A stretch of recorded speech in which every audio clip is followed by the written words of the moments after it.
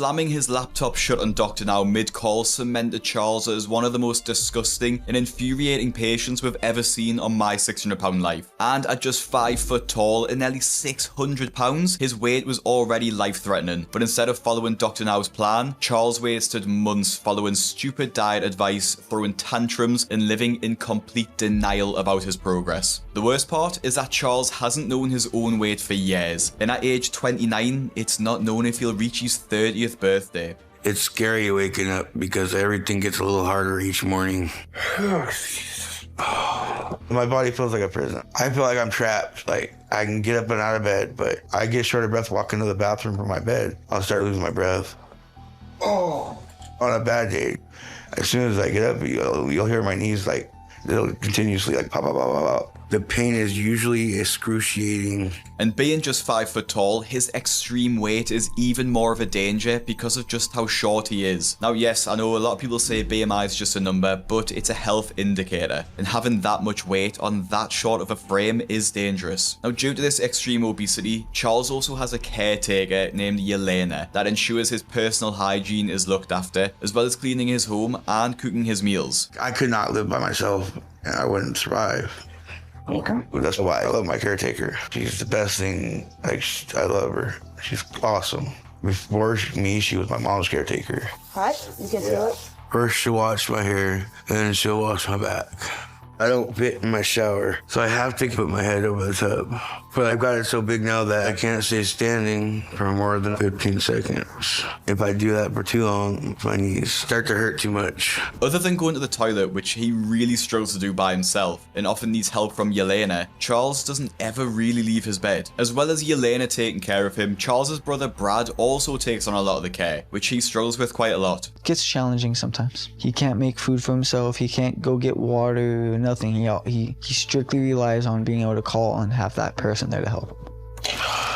But like my brother is, the only person who ever like stood up for me and told me I'm doing good in life. He's always made sure to tell me he's proud of me and that I'm doing a good job. So I kind of took it into my own hands to help my brother as much as I could. And he's my family. You know, I gotta make sure he has what he needs, because I know he would make sure I had what I need. Charles didn't really have an easy start in life, which is why he has such a huge dependency on food now. He was even addicted to hard drugs at one point, and it seems like he's traded one addiction for the other. Charles's mother was also a drug addict herself, frequently using other hard drugs, and ended up going practically insane. They lived in a rundown trailer park, and Charles was left alone to fend for himself the majority of the time. As his mother was never around, Charles would just eat whatever food he could get his hands on, as there was no one telling him to stop. He would also just eat easily accessible foods like crisps, chocolate, and sweets, just really high calorie foods, as he didn't have the ability to cook his own meals being so young. And by the time Charles was in middle school, he was over 180 pounds, and things just got worse from there. Once I came to high school, I was going on like 250 to 300 pounds. I started hanging out with the wrong crew. That's when drugs came into my life. It just got out of control from there. I guess my mom felt guilty that I was on my way to winding up like her. Her way of handling that was just to throw me out in the street. So I moved in with my grandparents full time. I would chase any high I can get. Somehow I still managed to finish high school and graduate. But not long after that, my grandma found out I was using, and she kicked me out. After that, I became homeless. And I was homeless for a good couple of years, you know, like really bad homeless. I was living a day-to-day lifestyle. I wasn't even thinking about consequences. That was probably the worst experience I've had. I was sleeping behind buildings. I remember I was laying on the side of the road one day, and we watched the kids driving by with their parents and snapping photos. Then I woke up one day to somebody like kicking me and, you know, bullying me just because, you know, they knew I wouldn't be able to get up and defend myself. In the end, that's what finally motivated me to reach out to anybody I knew who could help. Eventually, Charles returned to his hometown and admitted himself to rehab, entering the facility at 400 pounds. Despite recovering from this drug addiction, Charles really just traded one for the other, gaining another couple £100 in rehab. And at the start of the episode where we find him, he's living with his brother and sister in their rental property, both taking turns to look after him. The siblings do have a really close bond because of their childhood, with all of them admitting their circumstances led them to try hard drugs at least once. But for Brad, his brother's weight doesn't bother him, and his main concern is just to keep him alive for as long as possible. I can care less if he's 300 pounds and able to walk, or if he's, you know, $175 and able to go run marathons. as long as it extends his life period. Because my biggest fear right now is him being so obese that we can lose him any day. And on a trip to the supermarket, we see just how much Brad gives in to Charles's cravings and doesn't hold back on anything. I don't think I've left this house and I'm up. At least I'm up. Because to go anywhere, not only do I have to have someone drive my van, I need someone there to push me in my wheelchair. I feel like I don't care what people think about me. You see a little kid run by and you're like, hey, that guy's big. You know, that does not feel good. But I try to keep a positive mindset, at least when my brother and sister are around. I don't like being depressed. I try not to let myself get depressed. So I'm big about I'm alive. You want sugar, right? Yeah, we're definitely gonna need some sugar. Oh, those gooey chocolate brownie mix. Let's just get this. You do those. And that's it. Any bagels? No. Oh, My favorite right there. they have small ones. Oh, grab a couple of small ones. Okay. Brad goes around the store and actually encourages Charles to just get what he wants, even suggesting that he can take more than he originally asked for. It's clear that Brad is dealing with some sort of guilt around Charles and wants to show him he's supporting him through food. With the weight gain not slowing down, Charles decides to get in touch with Dr. Now to discuss joining his program and try and get his life back on track. As Houston is across the country from where Charles lives, Dr. Now joins a video call with Charles to discuss the treatment plan. So what made you change and get off the med? Want to live longer. Alright. You know whether it's 100 pounds at your heart. So you have 500 to 550 pounds to lose to be where you should be. And it's important you start to move toward that now, especially if you're losing your mobility. Are you able to walk? A little bit. What is a little bit? See, from here to my bathroom's probably, I want to say at least 15 of my steps, and I start getting a little bit tired. Okay, who else in this household besides you? It would be my brother, who's actually paid to be my caretaker, and my sister and her boyfriend. Okay, and they are caregiver for you? Yeah. Do they work? My sister has a full-time job. My brother, his full-time job is taking care of me. Okay. Who bring you the food? You don't seem like a person that goes to the kitchen and get you My brother, So you better bring you a lot of food to eat so he can keep his job as a caregiver or what? no. What do you mean no? He pretty much just does what I ask, you know. So instead of killing yourself with meth, you're killing yourself with the food. I do find it funny when stars of the show always say things like, I'm working on cutting out this. You either have or you haven't. If Charles is still drinking soda, he's not working on cutting it out. He's just saying that because he thinks Dr. Now will find it impressive. Due to Charles' size and distance from Houston, Dr. Now suggests that Charles loses a couple £100 at home before he travels to the Houston office over concerns for his safety. And after the video call, Charles must get weighed at the local hospital as he's too large for his home scales, and start a 1200 calorie a day diet to lose £50 a month. And just when Charles is about to leave to get weighed at a hospital, his truck doesn't start and he has to miss the appointment. In the meantime, Charles and his brother start the diet together, eating lots of plain chicken and veg. He even starts exercising a little bit more, although he still can't walk more than a few steps at a time. I feel like I've been making a lot of good progress for the last 2 months, especially with my workouts. I can lift twice as many weights as when I started, and I'm getting excited for Dr. Now to meet me in person, because he's going to be impressed with how strong I've become. So far, I've mostly been focused on my upper body, and I haven't worked out my lower body as much, but that's going to be next. My goal is to make as much progress as I can before I go to the clinic here that Dr. Now wants me to go. But unfortunately, my car still isn't fixed, and I'm not sure if it's going to be at this point. So I still haven't figured out a way to go to the clinic. To make sure Charles is staying on track, Dr. Now arranges another phone call with him, because by this point, it's been 3 months since Charles had the last video call and was supposed to have gone to get weighed. Obviously, because he still can't walk around, Charles hasn't lost any weight, and Dr. Now doesn't go easy on him, as he wants to know what he's been doing for the past 3 months. What changes you have made with your eating habits? I've substituted breakfast and lunches with my protein shakes. I'm eating smaller dinners, and I'm drinking mostly water. Okay, who gives you that idea that protein shake was a good idea?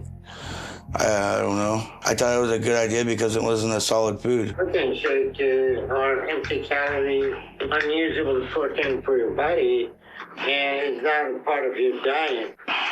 Your diet consists of eating normal food in appropriate amount and maintaining healthy weight.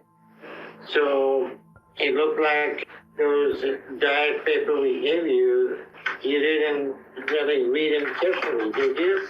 Charles drinking protein shakes is not only not what Dr. Now asked him to do, but also a complete waste of time and a bad way to diet. Protein shakes are meant to be used in addition to meals to get some extra protein, not to replace meals altogether. They also don't fill you up, which will make Charles's cravings even worse, as he's already shrinking his calories by over 90%. Some of the best diet advice that ever got told to me was not to drink your calories, because you just don't feel full. But anyway, that's besides the point, because it's pretty clear that he actually hasn't just been having protein shakes. He just thinks, again, that it sounds quite healthy, and thinks that Dr. Now will be happy to hear that. Dr. Now digs a little bit deeper to try and find out why Charles is complaining about being overweight, but then refusing to do anything about it, and you won't believe what Charles does next. What is the goal for calling us and see what we can do for you?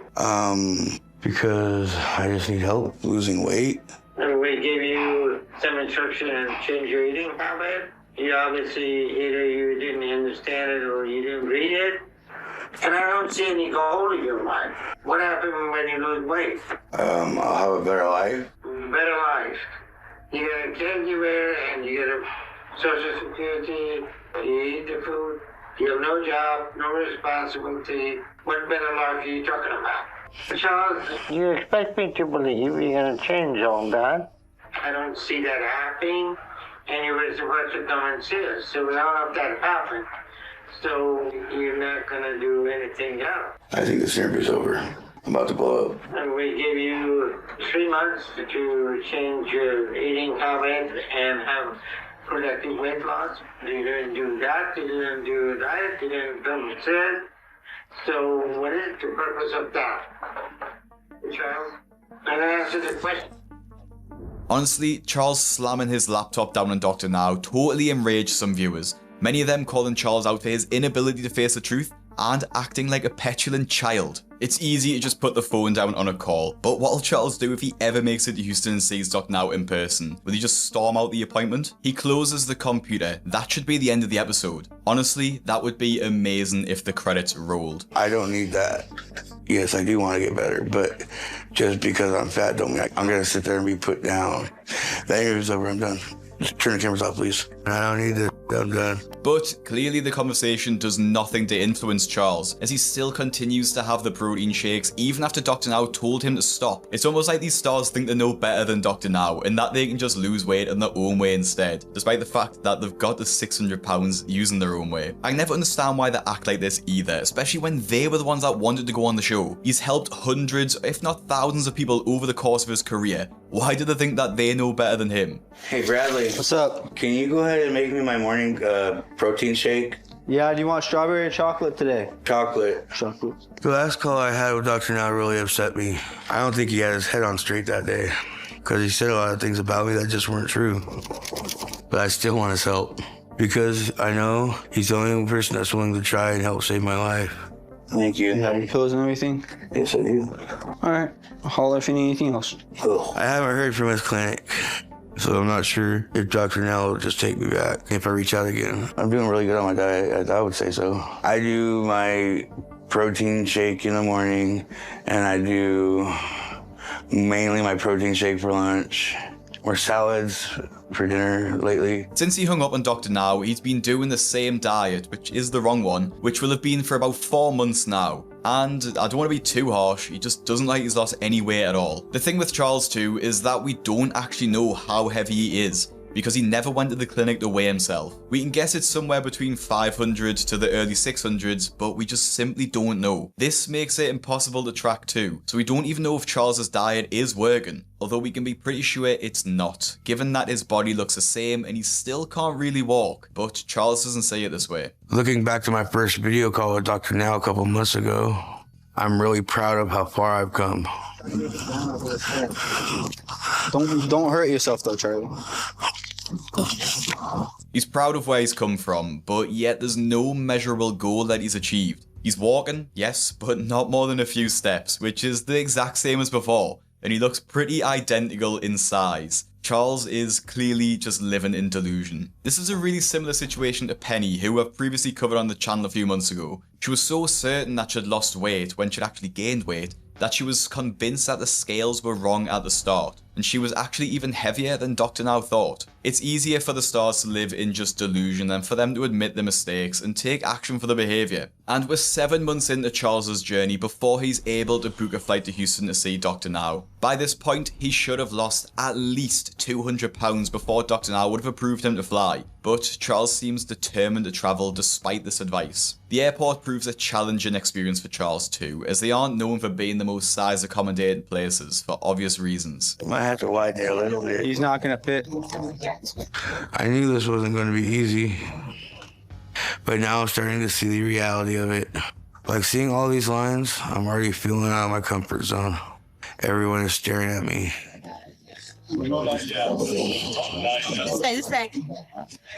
To keep a positive mindset, I'm just trying to focus on how surprised Dr. Now is going to be when he sees me in this office in person. But right now, that's getting harder to do because my body is starting to hurt. And I can feel my breath starting to get short. The experience must be completely humiliating for Charles, as airport staff have to make every single queue line bigger so he can pass through. Strangely too, Charles is motivated at the thought that Dr. Now will be impressed when he sees him. It's important to mention too that Charles doesn't actually have an appointment with Dr. Now booked. He's doing this all for a surprise, to show Dr. Now how much weight he's lost to try and impress him. This side. Oh. I'm already very tired and my knees are exploding with pain. And then what am I supposed to do if I need to use the bathroom? I really hope Charles booked 2 seats because he's literally taken up both of them. And of course, his diet slips up on the plane too. Weren't the healthiest options on the plane.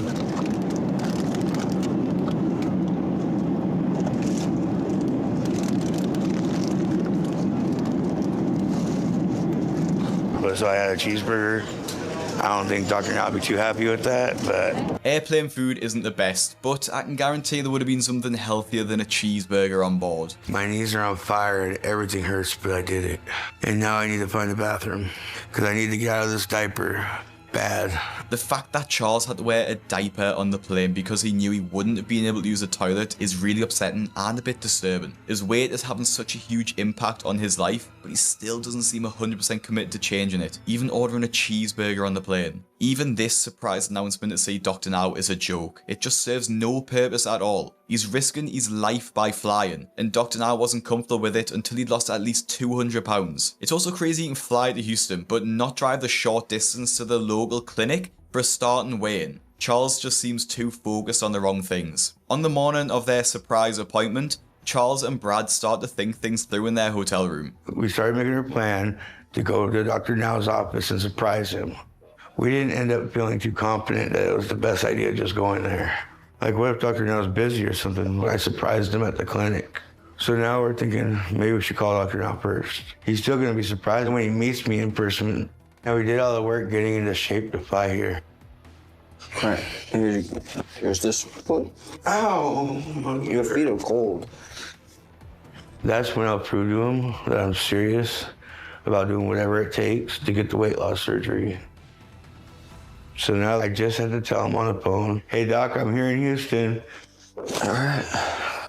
Worried that Dr. Now might actually be busy today and not just sitting around waiting for them to show up, Charles decides to call him and give him the heads up that he'll be coming down.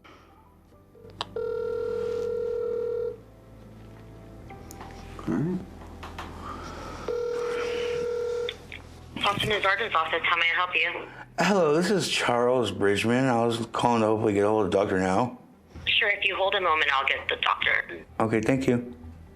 Hello, this is Dr. Sergeant. Hi, Dr. Now. How are you doing? Is this Charles Brickman?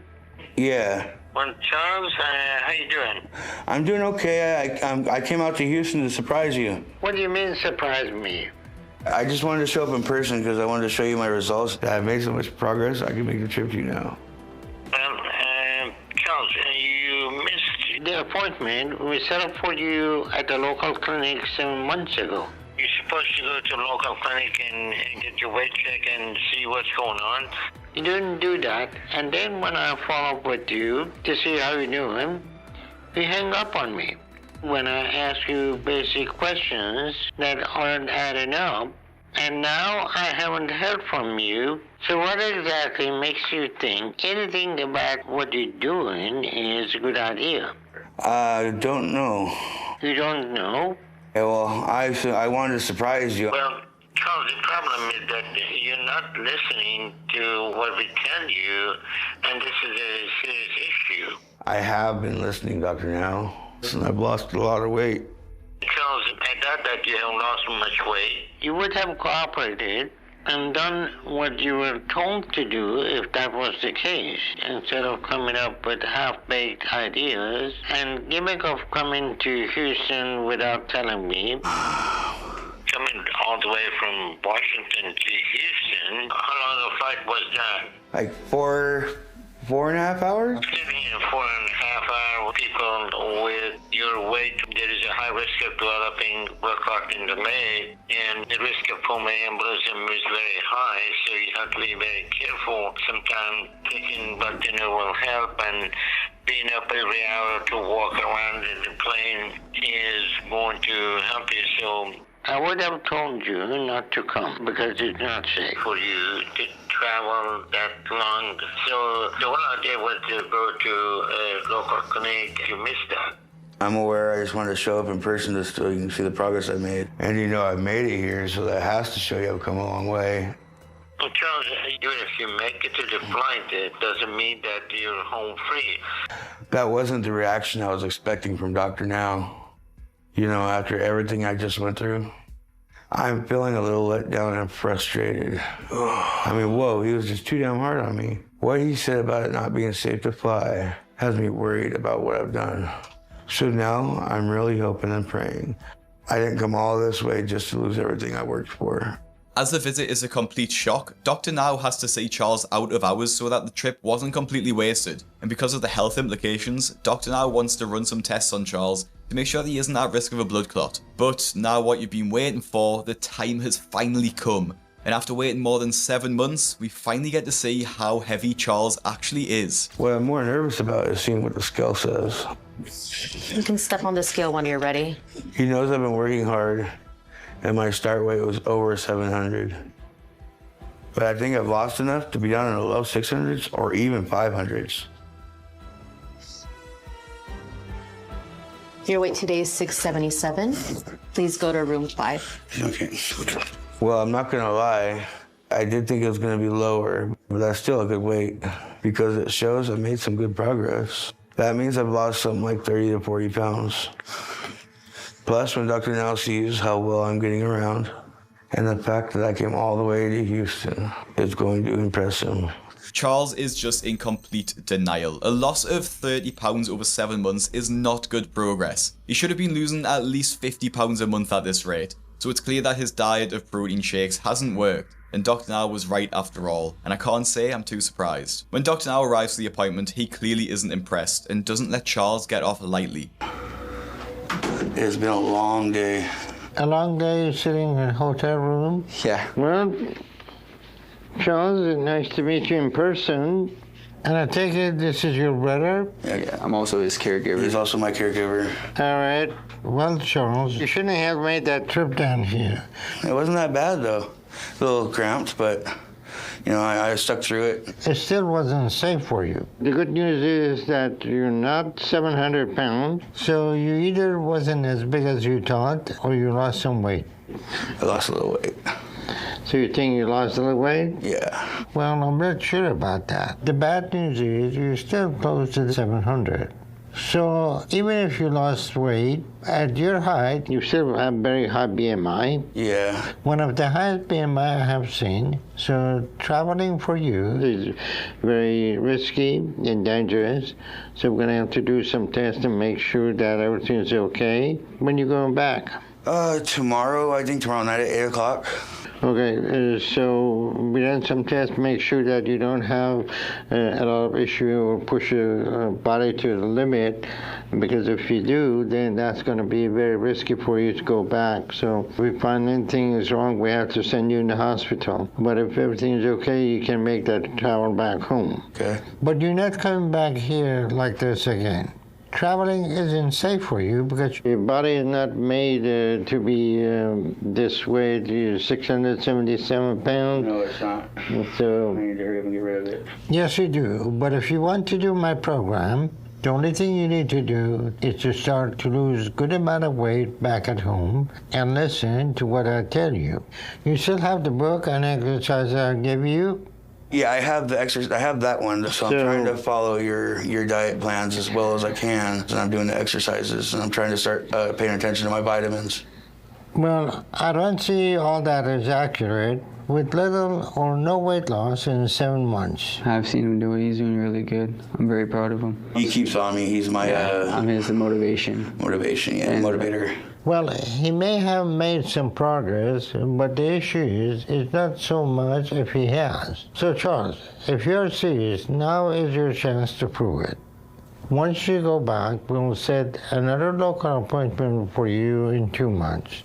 And your goal is to lose 80 pounds in 2 months. 80 pounds in 2 months. Okay? So no more game and surprises, okay? I promise I won't make no surprise visits till I lose the weight. Okay. With the goal of losing 80 pounds in 2 months, Charles has his work cut out for him. Thankfully, he can start straight away, as all of his results have come back clear. So Charles is able to get his flight back to Washington the next day. A month later, Charles should have lost about 40 pounds. He claims his diet's going great, but the scales will reveal if that's the truth next month. Brad also comments on Charles's improvements with his walking, but honestly, I'm not sure if I see it. It's great that Brad is so supportive of his brother, but at some points I actually think it's worse for Charles as he's given him false hope, and Brad is clearly a bit of an enabler. Doing pretty good. I was actually able to walk to the car and everything. My knees don't even hurt. Very nice. I'm proud of you though, Charlie. You're doing really, really good on your exercises and your diet and stuff, dude. We'll see how it goes right now at the park. Like I know you can't tell the difference, but I can definitely tell the difference in how you're moving around. And There for a little while, I was almost thinking I was gaining weight. I thought you were too until we started moving around a little bit more, and then I got to see how you're not out of breath all the time now. You're actually able to like move without running out of breath. But after walking about 10 feet, Charles is still out of breath. Are you gonna be able to walk to your wheelchair from here if I put it by the grill? Yeah. Way to go though, Charlie. Walking, man. You're doing pretty good. Oop, don't trip. It's caught up on your legs.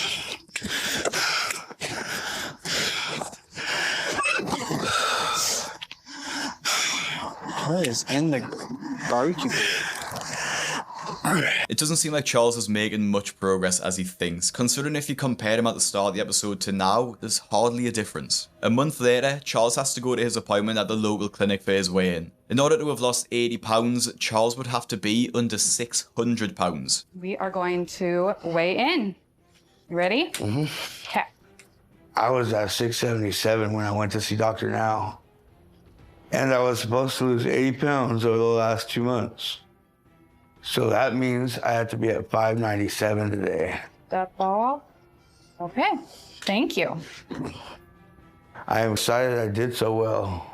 This is what Dr. Now said he wanted to see. And look, I'm going to be honest, I really didn't expect Charles to lose any weight at all. Maybe it's because he's so short, but he doesn't look like he's lost anything, and his mobility has stayed the same. Dr. Now's pleased with the weight loss, so agrees to qualify Charles for weight loss surgery if he loses another 80 pounds over the next 2 months, and agrees to move to Houston. But that's a little bit uncertain for Charles. So, Charles, now that your weight is down, you need to get out and move around and increase your activity, get out of the house, okay? Okay. And you think you can do that? Yeah. Okay. And that is going to give you a much easier ability to travel, and it's going to be less risky, and it's going to be easier in your body, okay? Okay. So keep up with your diet, and let's see how we do in 2 months, and get yourself ready to move down here for weight loss surgery, okay? Okay. Keep up the good work and stay focused with it, okay? All right, Dr. Now. You can do it, okay? I know. I'm doing my best. I'm working on it. Don't give up. Yes, sir. You have a blessed day. You too. And if you need anything, give me a call. All right. Bye, Dr. Now. All right, bye now. So how you feel about moving down to Houston? I'm not going to move down to Houston. I don't blame you. I'll go down there for my recovery, but Yeah. I am not moving to Houston. Yeah.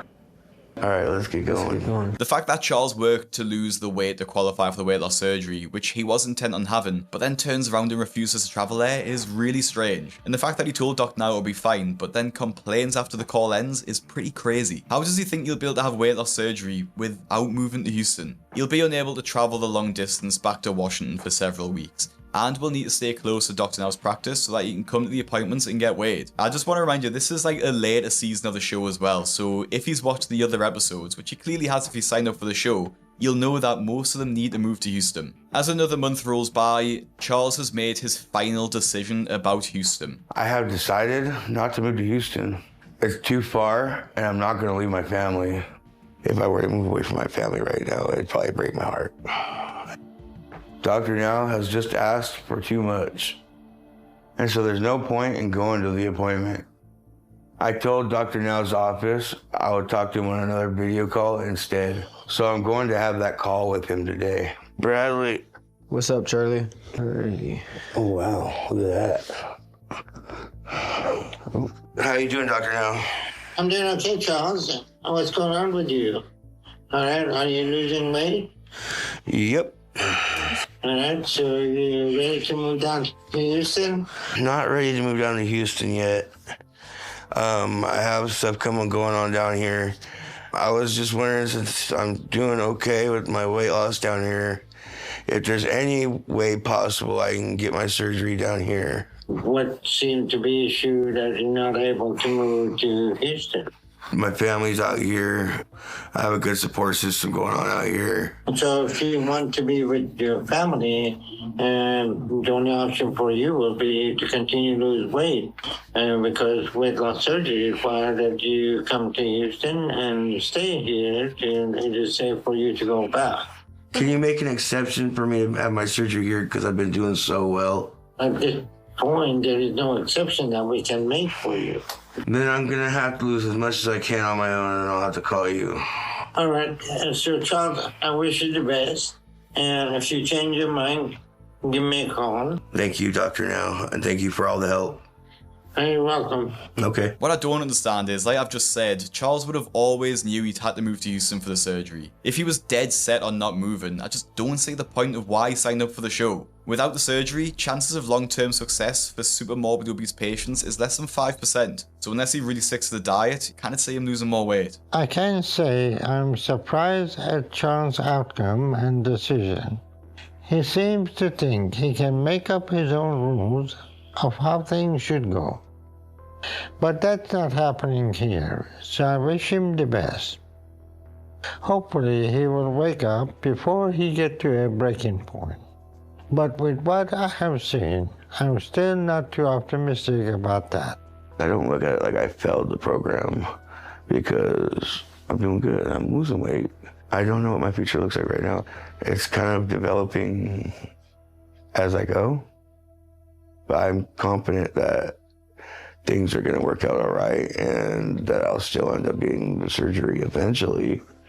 Just, it's not going to happen right away. Unfortunately, Charles shows that he's living in denial yet again. Originally, his family would have moved to Houston with him. He and Brad were even looking for places to live when they flew down to surprise Dr. Now. So I really don't believe that it's just not the right time or whatever other excuse Charles has. Like many other patients, Charles just isn't ready to face the truth and actually put in the hard work to go through with the surgery. As of 2023, Charles did seem to keep losing weight, albeit very slowly. At 385 pounds, he shared a photo on social media where he does look much healthier. As of now, Charles keeps a pretty low profile, but we can only hope that he got down to his goal weight and managed to keep it off too. After blocking Dr. Now's number because she failed to lose pretty much any weight throughout her entire journey, Stephanie became one of the most infuriating patients to ever feature on My 600 Pound Life. In an entire year on the program, she lost just 15 pounds, and somehow she still managed to blame Dr. Now for it. Honestly, I thought I'd covered a lot of the car crash episodes, but these My 600 Pound Life patients just somehow keep getting more and more deluded. Before all that though, we need to go back to the beginning, as Stephanie is currently so fat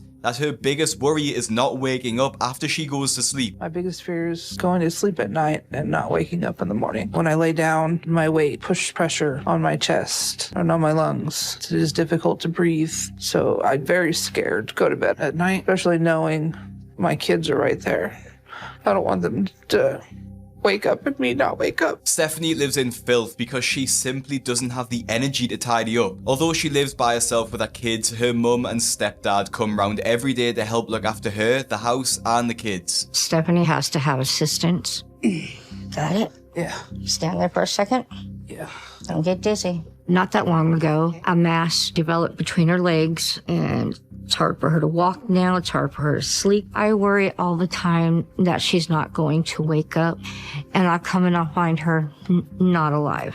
The mass that's formed between Stephanie's legs is what's known as lymphedema. When you're this fat, heavy deposits of fat physically crush the delicate lymph vessels, acting like a kink in a hose that prevents fluid from draining. As the fluid is trapped inside the tissue, it causes chronic inflammation that eventually hardens into a solid, heavy mass, often weighing over 50 pounds by itself. The mass even grows larger over time because gravity pulls down on it. The only way to remove this is by losing enough weight to safely undergo surgery, and Stephanie desperately needs to get in this position as soon as possible as it impacts her so much. Her weight affects my life because I don't want to do anything without her.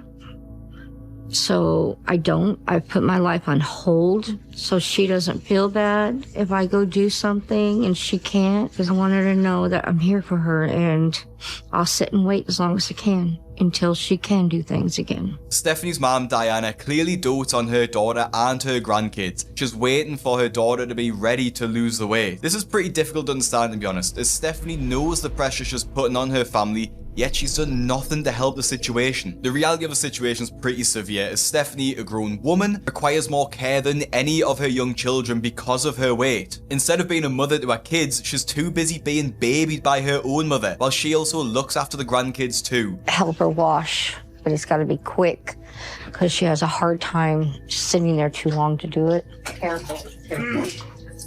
You ready to push? Yep. Okay. After I shower, my knees are grinding like rocks. It hurts a lot. When they ask you a scale of 1 to 10, I'm like a 20. I can get dressed most of the time on my own. Sometimes I need help with my pant legs. Okay, there you go. All right. Yeah, sit down for a second. I catch my breath. I let my body feel a little better, and then I get up.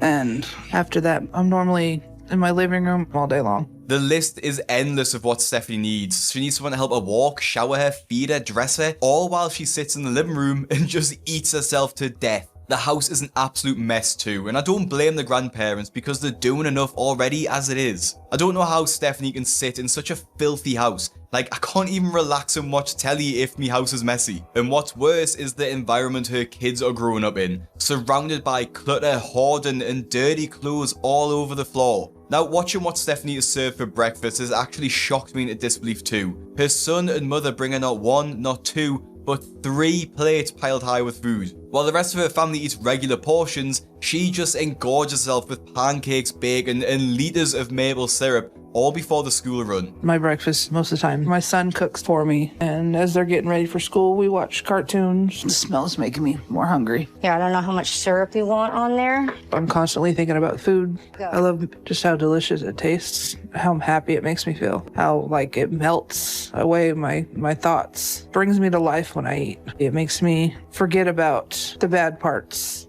at that moment, just for that little bit of time. And if you watched my 10,000 calorie challenge where I ate this pretty much exact meal, you'll know how bad I felt afterwards, so I can imagine how she feels after eating this. To be honest, I don't even want to add up the calories here, but let's have a quick look. Stephanie has a plate of pancake and waffles, about 100 calories each. That's around 900 calories for her first plate. In the maple syrup, there's probably around 250 calories in a serving, and her plate is swimming in it, so I'm going to estimate she's have to have at least 2 servings. Moving on to the meat plate, she has what looks to be at least 8 sausages with an entire pack of streaky bacon. That's about 1,000 calories for the sausages and then 500 for the bacon.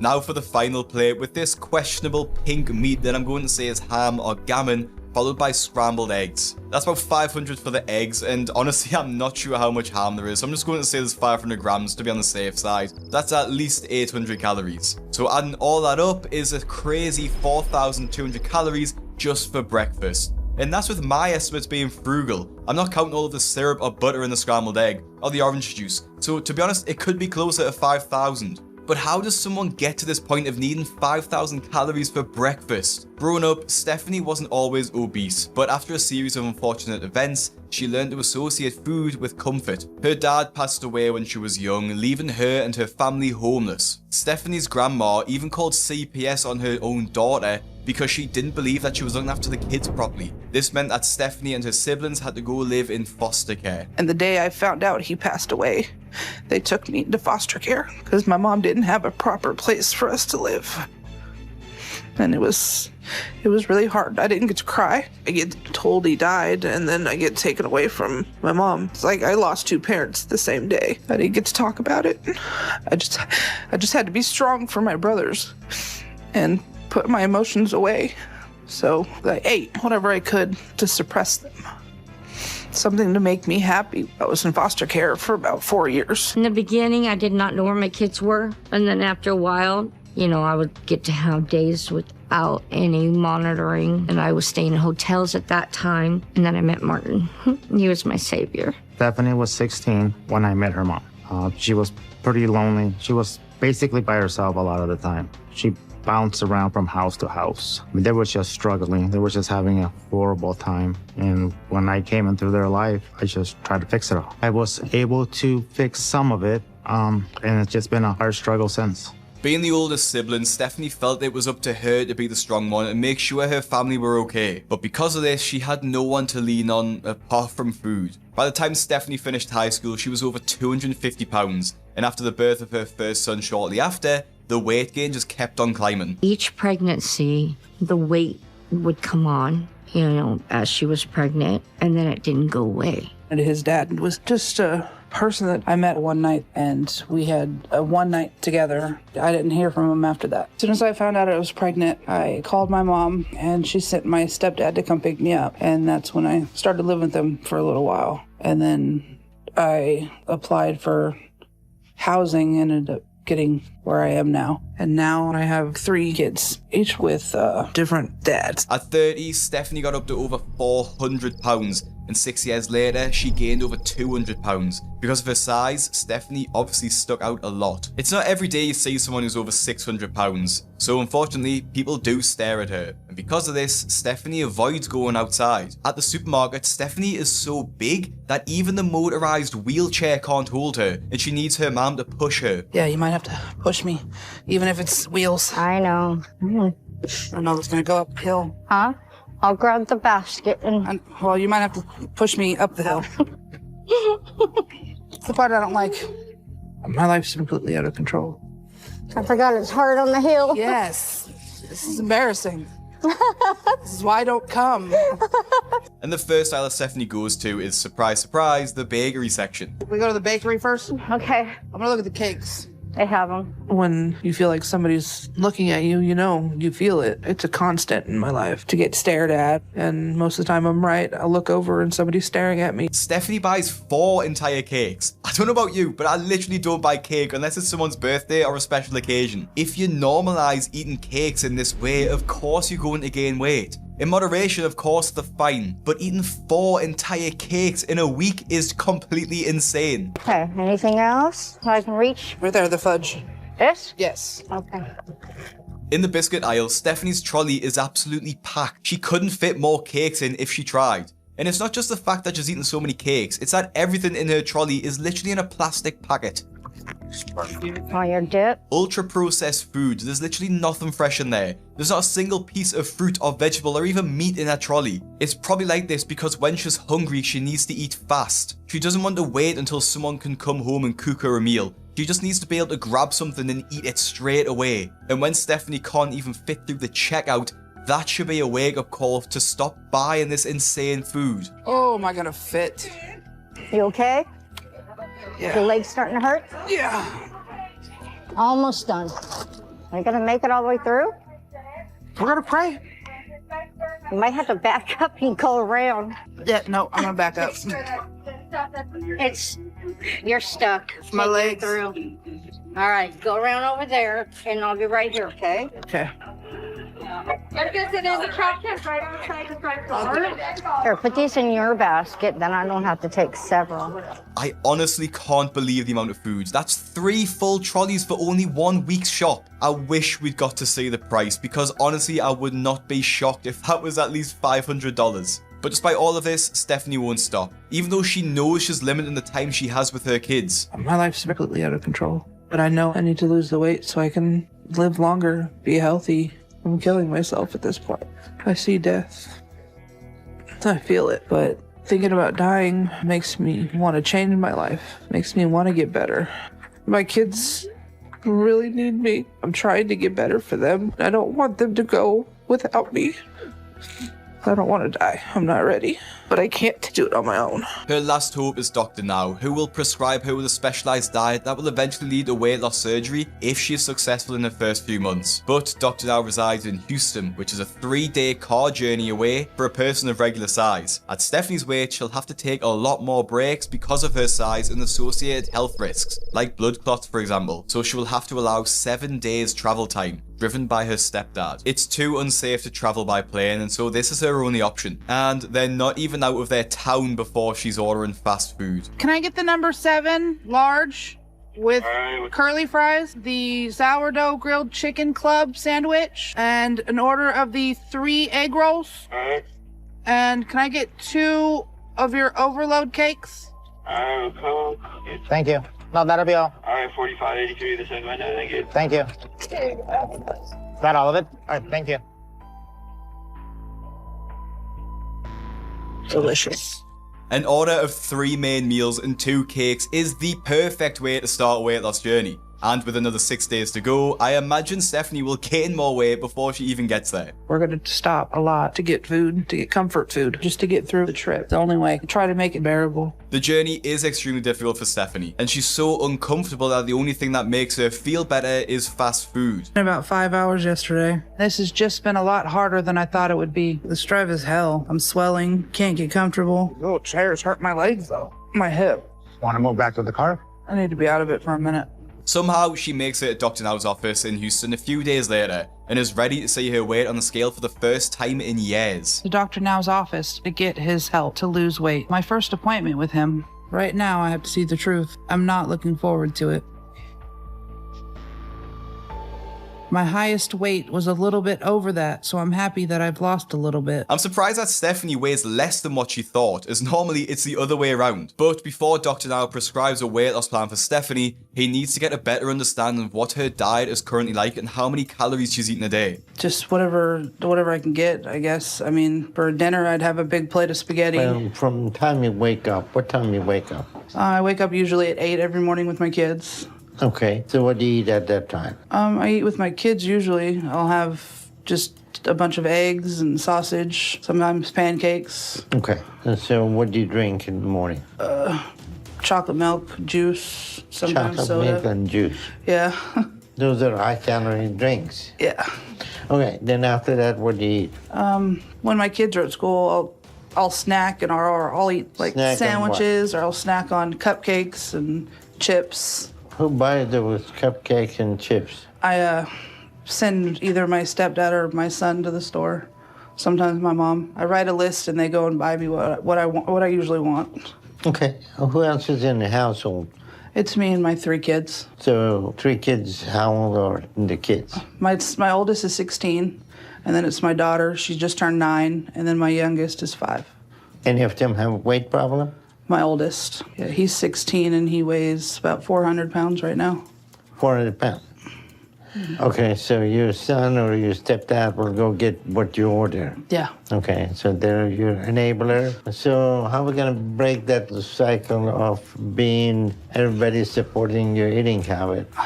I'm gonna have to change it. They're gonna have to tell me no. To hear that her 16-year-old son is over 400 pounds is pretty heartbreaking. It's bad enough to let yourself to get over 600 pounds, but when she's failed to properly educate a son and show him healthy eating habits, It honestly just seems like child abuse. Her younger children will also more than likely become morbidly obese. And it's easy to see why it's happened too, because she's so overweight, she can't supervise her children properly. And with a house full of cake and junk food and everything in a packet, they can just pick it up and eat it whenever they want. What do you do all day? Do you work? No, I'm usually just at home watching TV, which, you know, I don't want to be able to go to work. So right now, how are you supporting yourself? I have my mom and my stepdad to support me right now. How long have you been doing that? Few years now. When you realize just how much Stephanie's parents do for her, it's easy to see how she got this big. She doesn't have a reason to even try to lose weight. Her mom and stepdad just do everything for her. At home, no one's made an effort to change. Her mom still buys whatever she wants and has never challenged her on it. This makes me skeptical that she'll ever be able to lose weight because she simply doesn't have to. She says she wants to do it for her kids, but her son's already over 400 pounds. Ultimately, it comes down to a lack of education. Stephanie just doesn't know how many calories in the food that she's eating, or she probably just doesn't care. She's even surprised when she learns that chocolate milk isn't healthy. I thought milk was good for you. Just adding a little bit of chocolate might not hurt. And the worst part is that she acts like it's funny. Like it's just cute and silly that she was drinking a litre of chocolate milk every day. It's not cute and silly, you're going to have a heart attack. It will be a massive shock when Stephanie reads the diet plan and realises just how much she'll have to cut back on. Back at home 5 days later, Stephanie starts her diet and is surprised at how little she can have. Instead of a mountain of food, she makes a small plate of chicken, peppers, and onions. I started a little bit of exercise. I feel a little bit more energized, a little more motivated. I'm starting to get there, starting to move around more. How is it? It's good. The food's different. It's not as sugary and sweet. I'm not used to that. So it's like a shock on my body. It's just hard to give up what I like and what tastes good. I saw you put garlic salt, but I don't taste it. This changes the flavor. You don't taste the garlic. Can you actually put just garlic in it? You could, but we don't have any. We'll have to get you some. I prefer the minced garlic. Yeah, that. I eat a lot less, I've noticed now. Sometimes I want more and I'm like, just give it to me. But then I got people that tell me no. Martin tells me no all the time now. So I have to get used to it.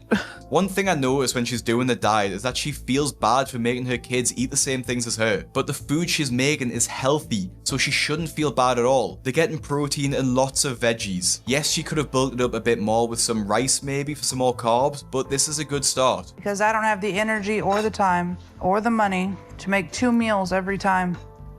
So they're having to suffer from my mistakes.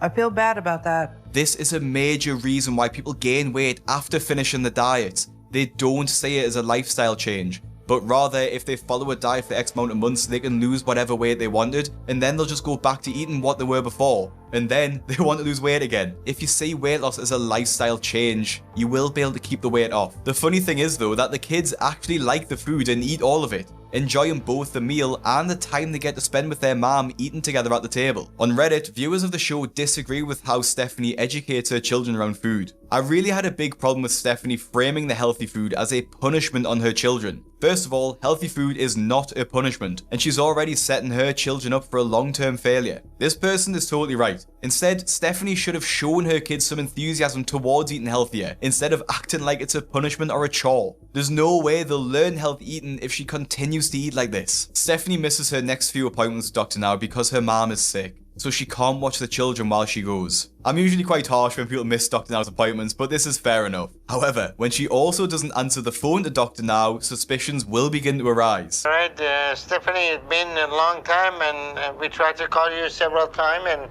and never got the answer. So what's going on with you? A lot.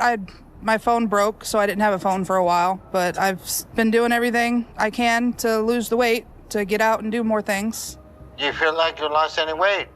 Yes, I actually went to the doctor about 2 weeks ago, and he weighed me, and I was down quite a bit of weight. So what was your weight? When I went to see him, it was 530. Okay, so what changes you made with your diet? I've been following your book pretty good. I've been lowering the calorie count, more water. I've been trying to move around more and do exercises. Well, that will put you on your loss if you're correct with that. 50 pounds in 5 months, that's a 10 pound a month. If you follow the book, you should lose a whole lot more than that. So what's going on with that? I'm trying. Now, losing 50 pounds in 5 months is pretty poor, to be honest, as she should have lost that in month 1. It's obvious she hasn't changed her diet as much as she should be doing, so clearly those healthy meals were probably just for the camera. As he knows she's slacking, Dr. Now asks Stephanie to come in for an in-person appointment, but when she arrives and gets weighed, it's an actual disaster. Last time I was at 6'11", and Dr. Now gave me a goal of losing 50 pounds in 2 months. I know it's been longer than that, but I'm hoping if I hit my original goal, he'll be happy enough to move forward with me. Step up on the scale. So to hit that number, I have to be 561.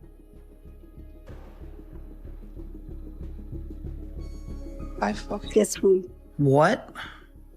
How did that happen? Why would my weight be that high?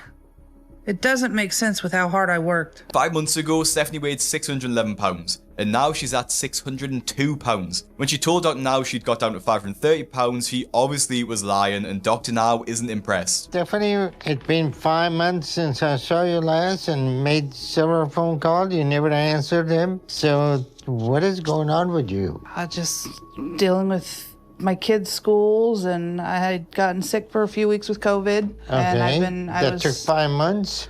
No, I was dealing with my kids in school and my oldest son having some medical issues of his own. Well, so what was your intention when you last came in 5 months ago to lose weight? I still want to. That's why I'm here. I want to continue doing that.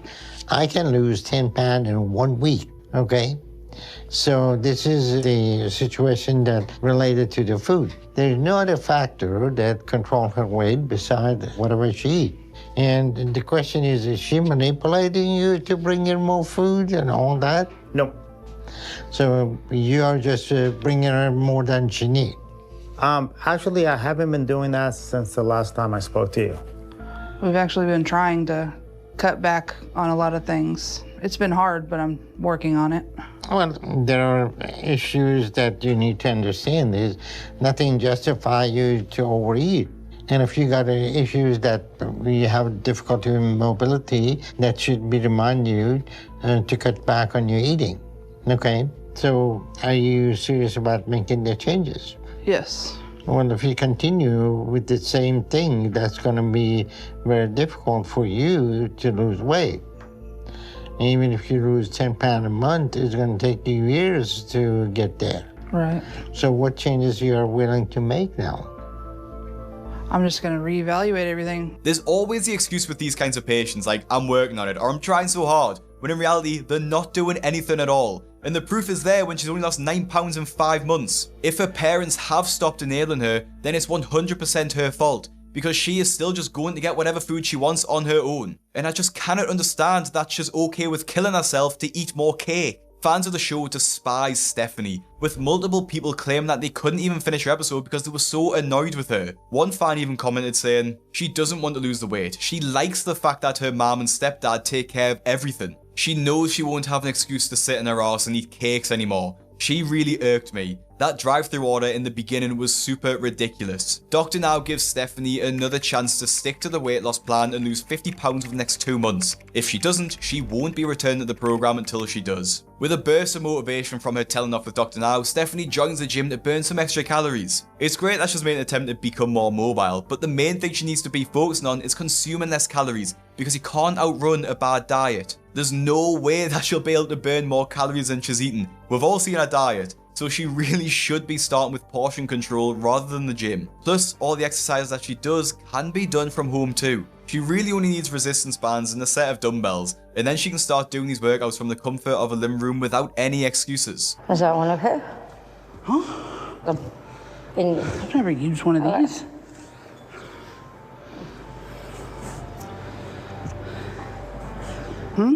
Feel the burn. Do I do this out to the side? That one you can also pass around like this around your backside. Oh, shit. That doesn't work? No. I've never pushed myself this hard before. It's hot, it's sweaty, but I know it'll benefit me in the end. It moves muscles that I'm not used to moving. I'd love to come to the gym more. That's one of my goals, is to be able to actually be comfortable coming to the gym. Are you feeling it? How's it going? It's burning. It's burning? I'm sweating. Well, it means it's working. And I'm done. Huh? I'm done. And I'm sorry, but that isn't a good workout. She was there for 5 minutes and did 2 exercises, and Stephanie just wasn't pushing herself at all. She clearly could have done a lot more, but she just always wants to feel comfortable. Her attitude in the gym gives me the impression that she won't be able to stick to the program at all and will just eventually fail. And this proves true when she comes nowhere near her goal in the next weigh-in a month later. Dr. Now gave me a goal of losing 50 pounds in 2 months. So if I did that today, I would be down to 552 pounds. You want to step up on the scale? Could have done better. I don't understand. You changed everything. Okay. We're going to room 5. That's really disappointing. Losing 6 pounds is even less than she lost last time. It's barely anything at her weight. Stephanie must still be eating around 5,000 to 6,000 calories a day to have lost this little. And the worst part is she won't admit that she is, claiming to not understand how she's lost so little. I mean, sure, I lost weight, so that's good. But you know Dr. Now is not going to see it that way. I just don't understand because of how hard I've been working. It doesn't make sense. It feels like something must be wrong, because this doesn't add up. I didn't lose what I wanted to. Unfortunately for Stephanie, it adds up perfectly. If you don't stick to the diet, you won't lose weight. It is literally as simple as that. All right, so what's going on with you and your eating habit? I'm trying. I've been trying new things, new healthier options. I think I'm still slipping up a little bit, but I've been trying. Well, you haven't lost much weight this time, huh? No, I'm disappointed in myself for that. So what's going on with that? I'm not sure. I mean, I'm trying to do, the best I can. And we haven't done anything to move down to Houston either, huh? No, I'm working on that. I have to make phone calls and stuff. At this point, with all this trip you're making down here, I feel like you're really not serious about changing your life.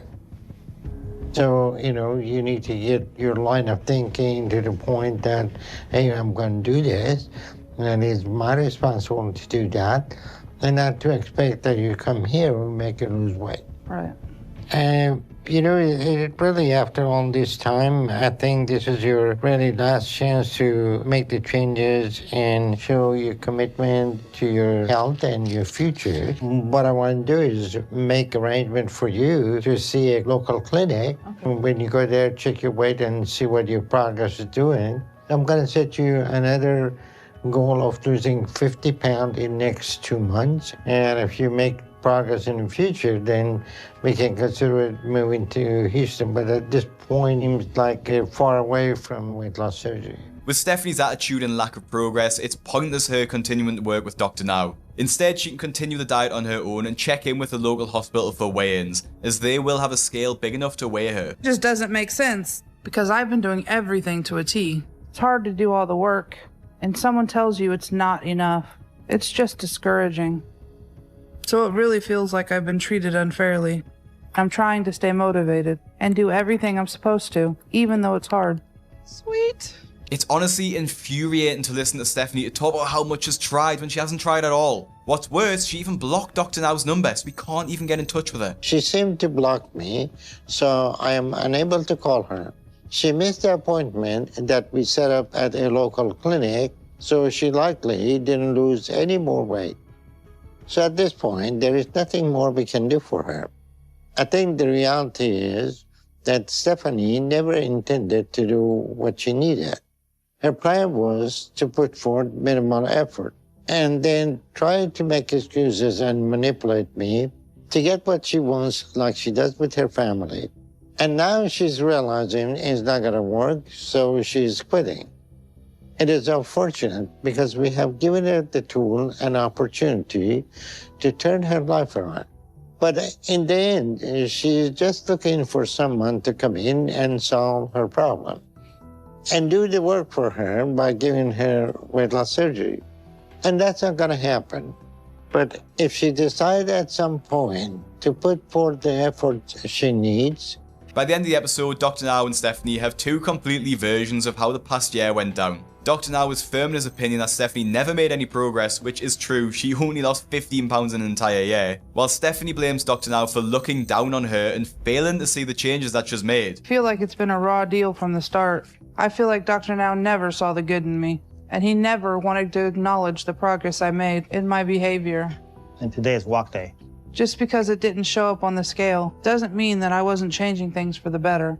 I'm still trying to lose weight, and I want my family to be healthy along with me. I don't even know what she's referring to here. Again, she's only lost 15 pounds in an entire year. Still trying to lose weight while eating the McDonald's chicken burger? Honestly, I'm not even sure what she means when she says nothing was good enough for Dr. Now. What exactly do you think was good enough?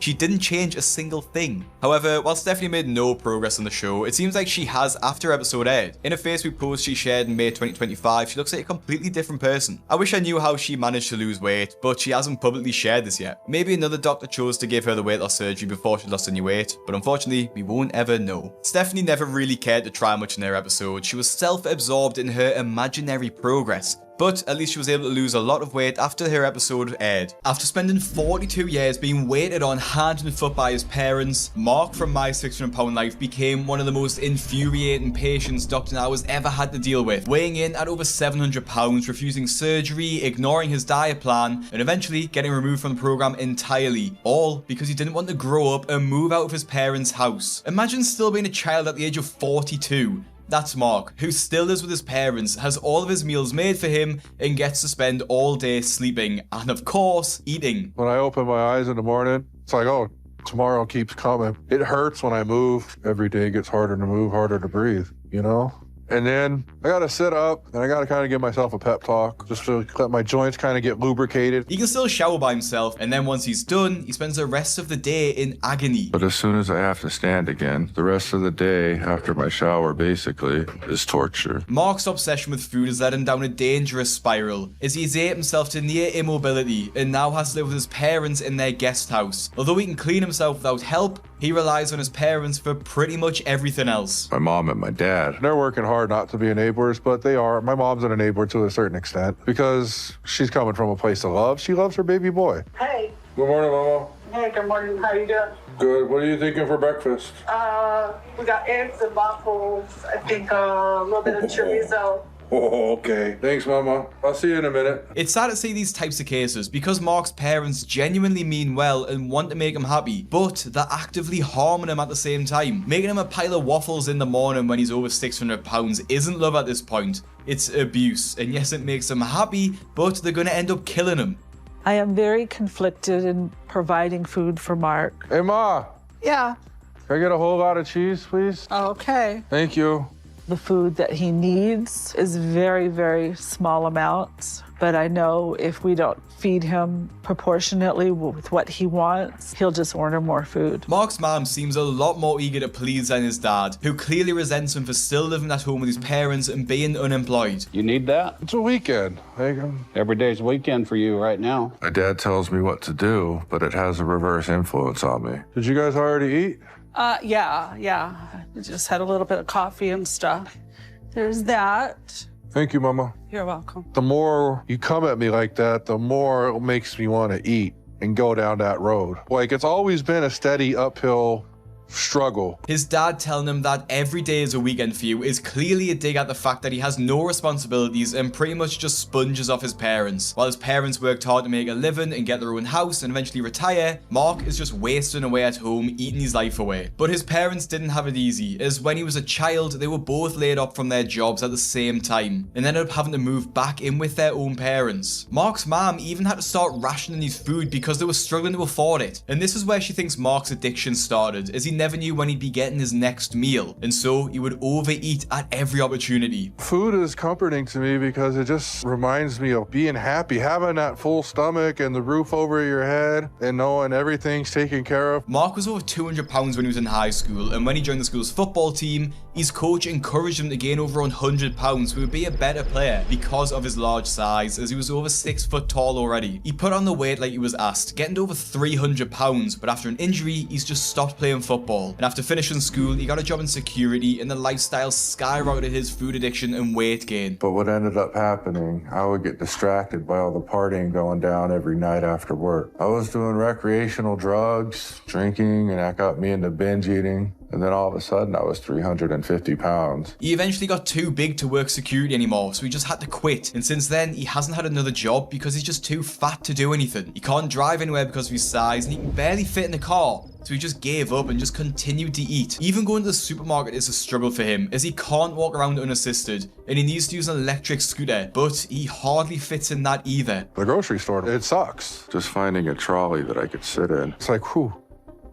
Give me a minute. I don't know how that's going to fit. This isn't going to work. You're going to have to get up and push a cart. I can't. You got to push a cart, Mark. That's all you can do. By the time we are inside the store, both of my knees are usually throbbing. And it sucks. I can't live like this much longer. And I know if something doesn't change, I don't have long. I rode the scooter behind him so that he could take a break. All right, you need to sit. I feel horrible for him. You know, I was always told that people in China are starving to death, so you finish your meal. But I am ridden with a lot of guilt because of the way that Mark is right now. I know that I've enabled Mark over the years, so I try not to enable him any longer. They got ice cream down there? Just one of those or two?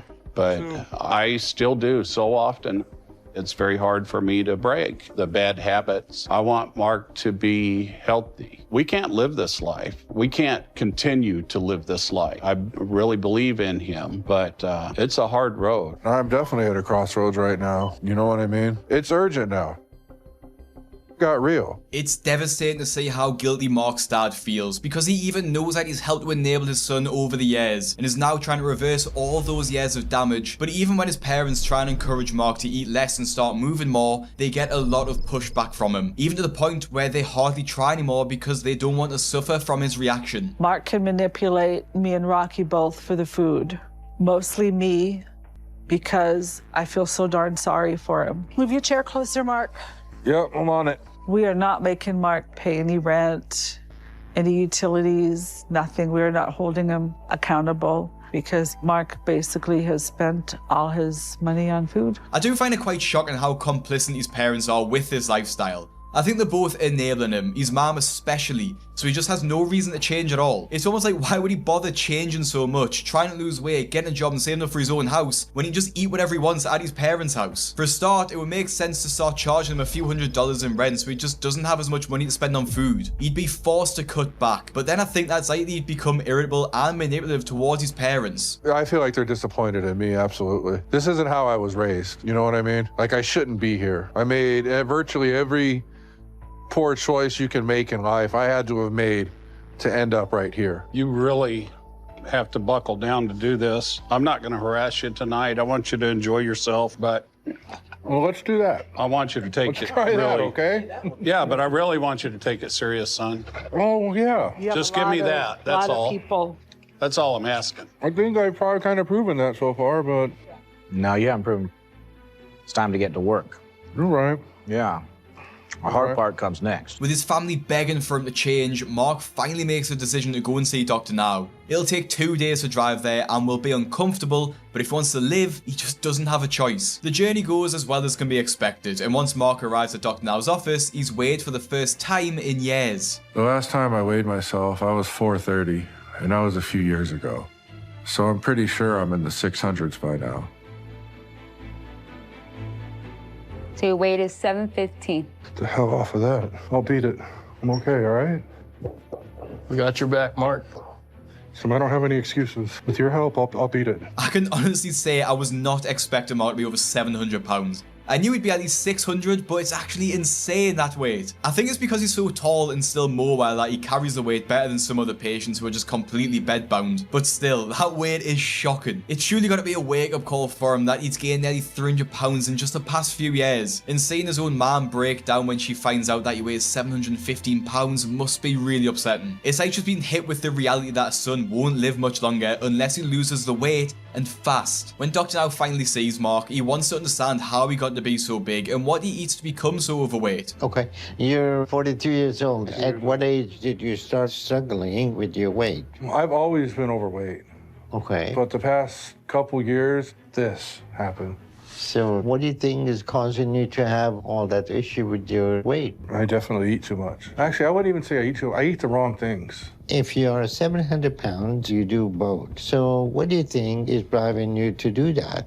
Well, hunger sometimes. Sometimes I'll get mad. Sometimes it's just my schedule, you know, wake up and it's time for breakfast. Mark always knew he had a problem, but hasn't done anything to fix it until now. Thankfully, Dr. Now has the perfect plan for Mark to lose weight. All he has to do is follow it strictly and he should be able to lose at least 100 pounds in a month. We're gonna give you some instruction and you're gonna to follow them and see if you can stick with the program. To start, I'm gonna give you a 1,200 calorie a day diet, low carb, high protein, and some exercises that you need to start immediately if you want to do my program. Now what happens next is a bit weird as Mark's mom reels off loads of questions and it comes across like she's quite overbearing and treating him like a child at a doctor's. So my daughter is a nurse and she's not able to be here, so she sent me a list. Are you gonna do any cardiac markers today to see where he's at? And will you be checking his kidney levels and cholesterol? Any issues that Mark would have from these tests would come from extreme weight, so there's really no point in testing them as the solution would be to lose weight. Now Mark probably doesn't need his bloods taken, but he uses it as an opportunity to insult his sister in front of her husband. Now because of my sister, I gotta get blood. Oh, better you than me. What a she is. I'm not 100% sure what he calls his sister here as it's bleeped, but I'm going to assume that he's calling her a bitch, which is really weird as she's only trying to help. He constantly acts like a man-child and his mom is just so overbearing and protective of him. Mark's given a diet and exercise plan, but it doesn't seem to be his top priority after leaving the clinic. I wish I could say I was gonna start right now, but there's this one burger place in town that I really have to hit first. Now, I just find this so infuriating because if you don't start now, you probably never will. Mark spent the last 40 years eating burgers. He doesn't need another one. It really shows that he hasn't started to take his diet seriously yet, so I'm not even sure if he'll see much progress when he goes to see Dr. Now again. Even at home, Mark's mom has to feel focused as he's desperate to eat anything he isn't supposed to. Maybe a little bit, but I don't know. You ready to eat a little bit of something? I don't know, no, the doctor looking at me and all. Doctor's always looking at you. Large stuffed crust? A pizza? No, how about a little egg and cheese burrito? Well, that's a nice And we'll consolation slap prize. in a couple little turkey pepperonis. I know, right? Yeah. Okay. Can we do that? Yeah. It's those low carb tortillas, Yes, yes. Don't be so paranoid, yes. Thank you, Mom. All right, perfect. 28 grams. I still don't think I'm gonna come close to my 1,200, Mom. No. All right, Mark, it's just gonna be a little bit simple today. All right. I didn't heat the tortilla either. Is that okay? Yeah. You're good, Mom. Thank you. It's good that his mom's helping him, but again, she's just being so overbearing. I don't understand why she isn't making Mark cook his own food. He's 42 years old. All he has to do is put some scrambled egg and put it in a wrap with some cheese on. Like, it's not that hard. And the way she constantly watches him while she eats is a bit disturbing. And maybe it's for the cameras, but I do think there's a lot of codependency going on between Mark and his mom here. Another month later, Mark is back on the scales to see if his hard work has paid off. And we get to see if he's actually stuck to his diet at all. And I'm about to find out how much weight I lost in the past couple months. At the first weigh-in, I was 715 pounds. I'm supposed to lose 120 pounds over 2 months. So that would put me at or below 595. All right, your weight is 618. Oh my God. I mean, that's damn impressive, son. Long ways to go. I understand that. Now this weight loss is insane and it's just about close enough to what Dr. Now asked him to. But it's important to make sure that Mark doesn't burn out after losing so much in a month, as they can lose momentum pretty quickly and slow down rapidly. However, Dr. Now is impressed at Mark's huge loss and approves him for surgery. But for some strange reason, Mark doesn't want it. And to be honest, it's probably the first time that I've ever seen where a patient has refused surgery altogether. Could you help me do this without the surgery? Is that possible? I feel strong in my mind. I feel like I can do this. I'm making the right steps. I know it's going to be hard. Can we try this without the surgery? Well, right now, you're doing good. But as you lose more weight, your weight loss won't slow down. And if some point your weight loss just stops or can't go any further, then surgery would be an option to give you an extra tool. Okay. So if you don't want to do surgery and you want to do my program, then I'll make you a deal. As long as you keep losing the same amount over the next 2 months, then I would agree that you can do this on your own. But if the next time your weight loss slows, then you should consider weight loss surgery, okay? Okay. All right. Without getting the surgery, it's even more unlikely that Mark will be able to get down to his weight goal of 220 pounds because it'll take years. And this rings true when Mark is back in Dr. Now's office 2 months later, and his weight loss is already slowing down. So that would put me at or below 500 pounds. Your weight is 576. See? You lost more weight. That's not bad, right? You know. and we'll be going to room 5, okay? Doctor now notices the drop in progress straight away and tries to encourage Mark to get the weight loss surgery. But you went from losing 50 pounds a month to 20 pounds a month, which is a huge drop. And so your progress is slowing, just like I told you. It will get slower, and that is normal because you get closer to where your body should be at. So weight loss surgery is going to be a way to get to your goal weight, but not 100%. You still have to do some work with that to make that happen. So what will be next step if we consider weight loss surgery? One of the biggest reasons why Mark doesn't want to have surgery is that you'll need to move to Houston for at least a year, so he can be close to Dr. Now and be monitored while he continues to lose weight. Mark is supported a lot by his family, and he's lived with them taking care of him for most of his life, and he doesn't think he'll be able to cope moving away so far by himself. I was happy to see that Mark continued to lose weight, but it will be highly unlikely that he will be able to reach his goal with a diet and exercise. He won't be able to do that without weight loss surgery. I think he's coming to reality that weight loss surgery is going to be the only option for him. And when Mark was back home, he admits to his parents that he still won't do the surgery, even though they've told him that they fully support him moving to Houston.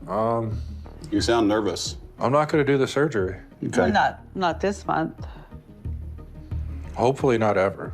Mark, this is a real big decision, and I think you need to get your sister involved in this. I'll tell her. Yeah, let's let her know at least. Okay, there she is. Hold the phone. Don't. There's no time to waste. Hey, how's it going? Hi. Are you okay? Yeah, are you? Yeah. You look like crap. I'm tired. Yeah, I told Mom and Dad my decision. What decision? About moving to Houston and getting the surgery and all of that. Are you gonna do it? No. Why? It's a once-in-a-lifetime opportunity. Yeah, I get it. I got the greatest weight loss doctor in the world, and all you guys want me to do it. It's not an easy decision for me not to do this. So you understand 550. You haven't even lost 200 pounds. I know. Okay? You've lost what? 160 pounds? And 250 more, and you're down around 300? I don't want to, I can't hear that. You have to hear that. I can't hear that. Okay, but you have to. That's the same Dr. Now did. That's what the same he would say. You still have 300 pounds to lose. It's like, yeah, I don't care. You work hard, you do everything you can, and the number on the scale, that's going to take care of itself. What's 3 months from now look like? I can't have a long-term thing on because it's... You do. No. You have a long-term thing no matter what. I have no intention on going backwards. I know, but you're not going to get the opportunity again. I know, but I'm going to get the opportunity to see what I'm made of right now. And that's more valuable. Because you know what? You guys are, there's a possibility you guys are all right. But we won't know until we know. I have to go. I think you should do the surgery. Okay. I think she's right on. You always think she's right on. I do too, though. She's smarter than you. You got my back if I don't do it, right? No, you're out on your own. You don't do it. I think you got about 2 weeks to get to Houston. You can always change your mind. It won't make you any less of a man. I'm not afraid to change my mind, but I have to see what I'm made of first. All right. Okay. All right. I hope all works well. We'll see you later. And I don't understand why Mark still doesn't want the surgery. In my mind, it sounds really similar to other patients who make the weight loss harder for no reason. Like when they have a liquid diet even though that doctor now tells them not to. The way Mark speaks to himself is also really cringe. Like how he says he wants to see what he's made of. Like I just don't see how that's relevant. You're fighting for your life. His family are practically begging for him to get the surgery and he just won't. Even though he knows that he'll likely never reach a healthy weight without it. And he probably thinks if he has the surgery, he probably won't be able to eat like he's used to. It seems like he's completely gone off track of what Dr. Now had planned. Even when he decides to follow his personal trainer's diet instead of the one a literal bariatric surgeon has created for him. It's been great. And I feel like it's making me work harder. Not just with the workouts, but with how I eat, too. He's showing me a new diet that can help me do even better. And that's been exciting because I feel like I'm getting all these great tools to turn my life around. And I didn't move to Houston. Dr. Now called me to check up on me.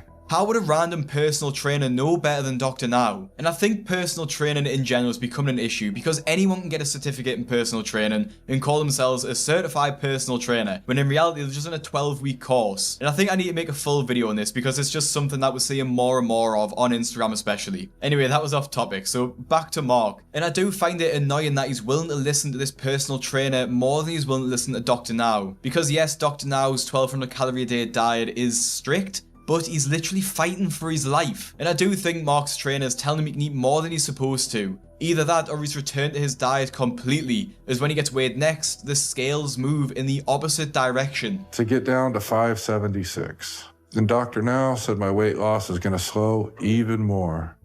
I've been working hard to lose more this time and show everyone once and for all that I'm gonna succeed at this. All right. Come on, Mark, we're gonna go ahead and take Well, okay. Not quite what I was looking for. The irony of the situation is that he's asked his entire family to come along to see the progress he's making on his own too, to make a point that he doesn't need surgery, when in reality he clearly does. After his weigh-in at the local clinic, Mark calls Dr. Now to update on his progress, and has to admit that he's gained 3 pounds instead of losing 50. Same old, just trying to stay busy, keep working out. And that's great. How is your weight doing?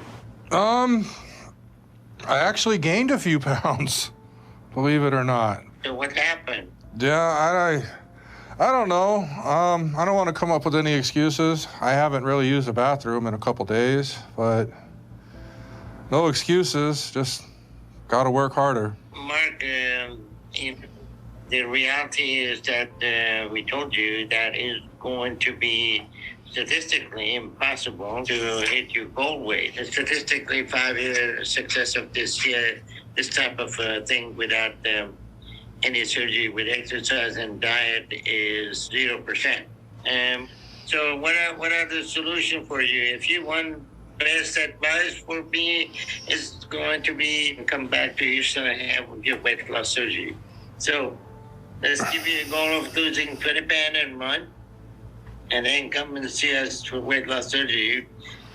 Even that's going to be a challenge for you. Right. Oh, Doc, my life is going really good right now. You know, work is going good. I'm making really good progress at the gym. I'm feeling good. I'm feeling healthy. Like I'll definitely lose my 20 pounds in a month. Like I like that goal. I can't give up on doing this on my own.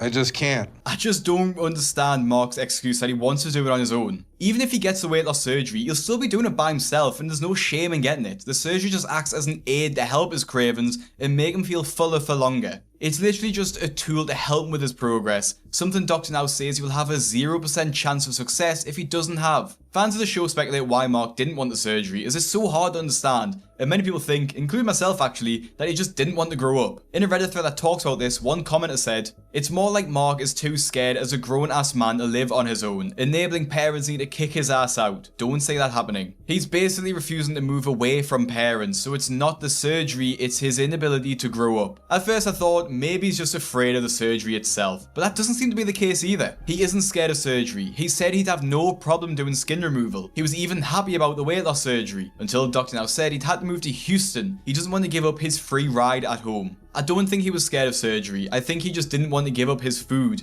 He loves it, enjoys it, and has spent so long being freely given it to soothe him that he's scared without it. Because of this, it just feels like Mark's episode was just a complete waste of time. If at the start of the program he didn't want to have surgery, he just wanted to do it by himself, Dr. Now could have told him it wasn't going to work out and it could have ended there. Even Mark's dad is starting to get sick of him, as he's clearly been noticing that Mark has been overeating enough to gain weight instead of losing. And your attitude of, oh, I can have a couple of cookies like that, you're stupid to think that. I gotta do it my way. I feel like no one understands what I'm trying to say. In a last-ditch effort to convince Mark to get the surgery, Dr. Now arranges for Mark and his family to meet with a psychologist to see if there's an underlying issue as to why he won't go for it. Your weight loss and the surgery, I understand there's some decisions being made right now. I'm not doing the surgery. I want to see if I could do this on my own. Like, for me, it feels like if I take the surgery right now, I'd be giving up on myself. Mark, what I'm interested in is why you wouldn't take advantage of something that could be helpful. You could be 300 pounds in no time. There's a 16-year-old girl who I recently become close to. She suffers from CRPS, which I know you obviously know what that is, but she can't even put on her shoe. You know what I mean? And she's fighting this battle. But it's like, if this 16-year-old girl can go through and fight this battle, I could go through and fight this battle. Mark, what does that have to do with getting the surgery? Surgery is not an option for her. There's no quick fix for her. If she could fight through this, then I could fight through it. My guess, if I talked to her and I said, do you want Mark not to have the surgery so you guys can share the hopelessness of not having any intervention? She would say, absolutely not. She would say, I would take a surgery yesterday. So I'm trying to figure out whether it's denial, whether it's fear that you're going to use that tool and you're going to fail. I don't know why you're rejecting it. I see Mark progressing. Mark's moving. He's going to the gym. Mark's tangent about a 16-year-old girl is just so irrelevant. I feel like the way Mark even talks is very immature for his age. He speaks like a cringy high school football coach rather than just a 40-year-old man. And he's forgetting that over the last 2 months, when he did try to lose weight, he ended up gaining. So he clearly isn't capable of sticking with this long term. The hard truth is that he doesn't want to lose weight and move out of his parents' house. I'm not afraid to get the surgery when I need to prove this to myself through grit and tenacity. You know what I mean? Like, I'm not afraid of failing. I've been failing my whole life. Mark, what's the real fear? What if there's no real fear? What if I could do this on this one right? This is make or break time right now, and I feel like you're asking for like an extension on a homework assignment.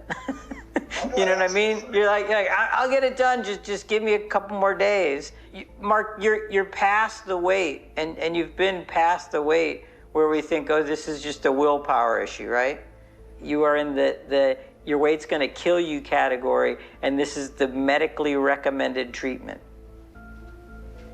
There's all kinds of people, including your doctors, that are giving you strong advice that the surgery is your best possible bet right now. And it doesn't make sense that you're turning it down, and you need to ask yourself, why am I going against medical advice? It means that I'm betting on myself for the first time in a long time. I don't know that it's really betting on yourself. Your very best bet is to have the surgery, and I hope that you reconsider. I hope that you think about what it means to not take advantage of the tool that you have in front of you. Thank you so much for taking the time, and I'm so sorry. I don't want to disappoint you. With his decision clearly made, his family are all ultimately very disappointed. He'll just continue sponging off them until he dies, because there's no way he'll lose the weight on his own. You know, he's not 17, 18. I can't take away his car.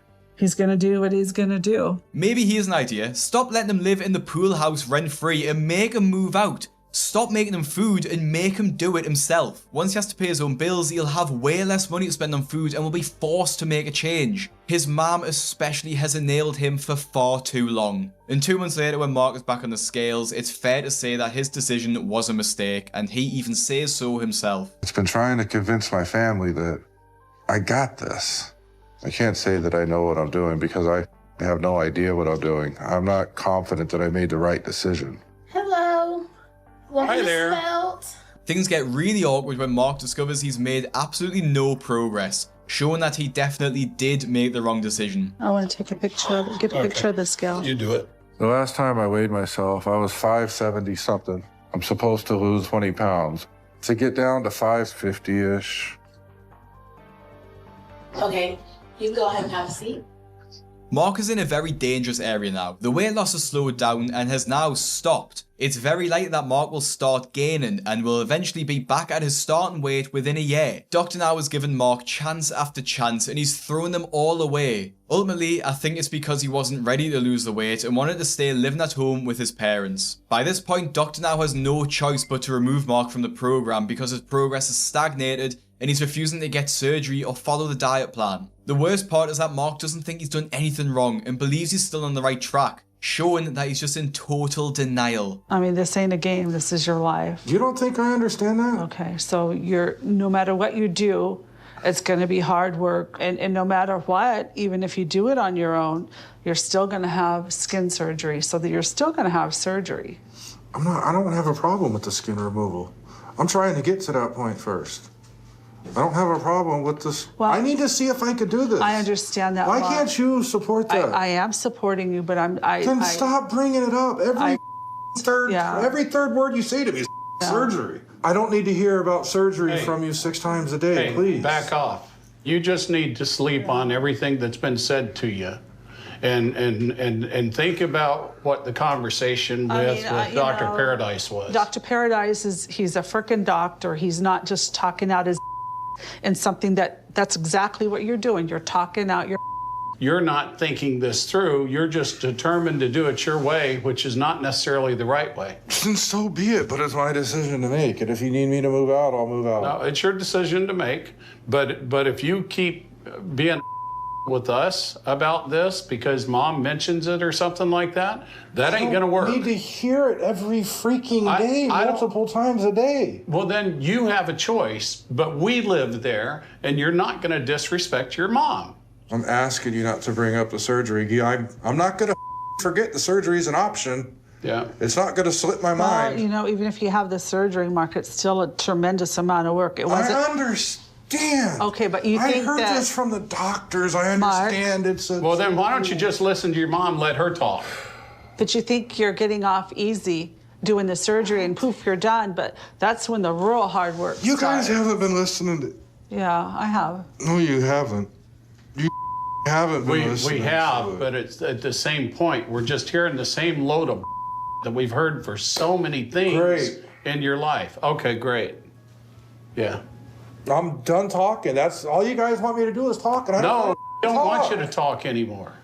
We gotta go. Let's just go. We're good. Yeah. I can see how frustrating it is for Mark's parents. He's in his own world and wants to do everything his way, when his way is what got him to over £700 in the first place. By the end of Mark's episode, he's determined to lose the weight on his own without surgery. And surprisingly, I do have some good news. Although it took him an extra few years, Mark has lost a lot of weight, losing another £150 since this episode ended. And he looks half the size he used to be, and took to Instagram to say how much his life has changed since losing the weight. Almost to the point where I can say to myself, I did what they said I couldn't do. I've taken back control of my life. I can walk for miles at a time, I can fit in rides at Disney, I can fit in the booth at a restaurant. Betting on myself was the best decision I've ever made. And he really beat all the odds, but he still has another £150 to £200 to lose before he'd be considered a healthy weight.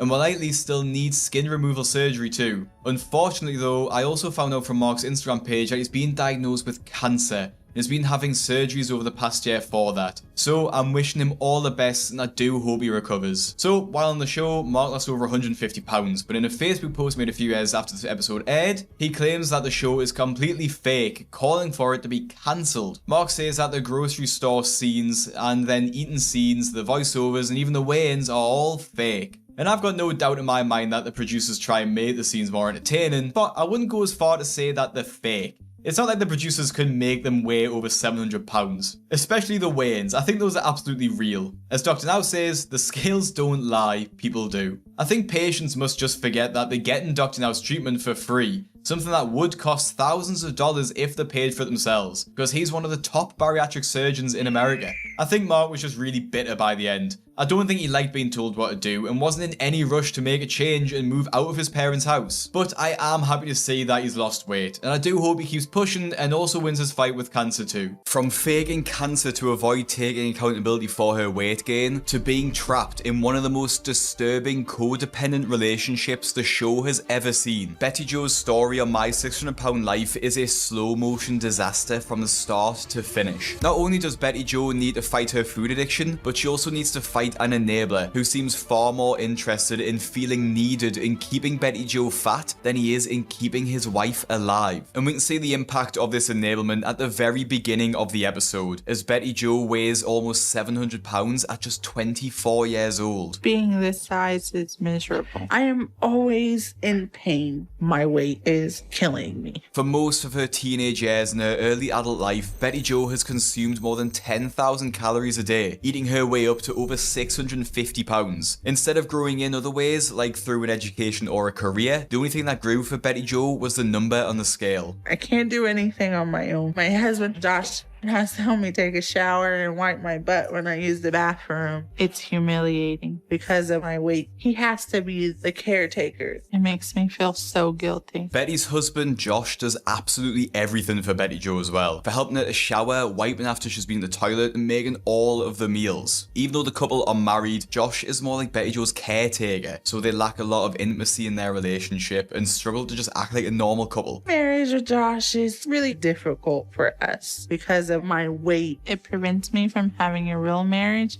because he has to be my caretaker. And our intimacy is slim to none. Despite all that Josh does for Betty Jo, this doesn't make him a saint. Josh is actually a massive enabler, contributing a huge amount towards Betty Jo's weight gain and lack of independence. Now, on My 600 Pound Life, you'll hardly ever see a star without an enabler. There'll always be a character behind the scenes, giving into the star's needs and bringing them all the food that they want. An enabler can essentially be described as a person who encourages or enables negative or self-destructive behavior in another. And this is something that we've seen time and time again on the show. The biggest example was Lisa from James King's episode, which actually ended with Dr. Now calling Adult Protective Services on her as she posed a huge threat to James's life, eventually ending in his premature death. Essentially, James was just fed to death, and this is something that we can see Josh doing with Betty Jo. Not only is a relationship between Betty Jo and Josh extremely unhealthy, but Betty Jo is just unsure if she's with Josh because she really loves him, or if she just needs someone to take care of her. This is pretty dangerous for Josh, because it encourages him to keep Betty Jo overweight and in need of him so that she won't leave him. Me and Josh has been together for so long that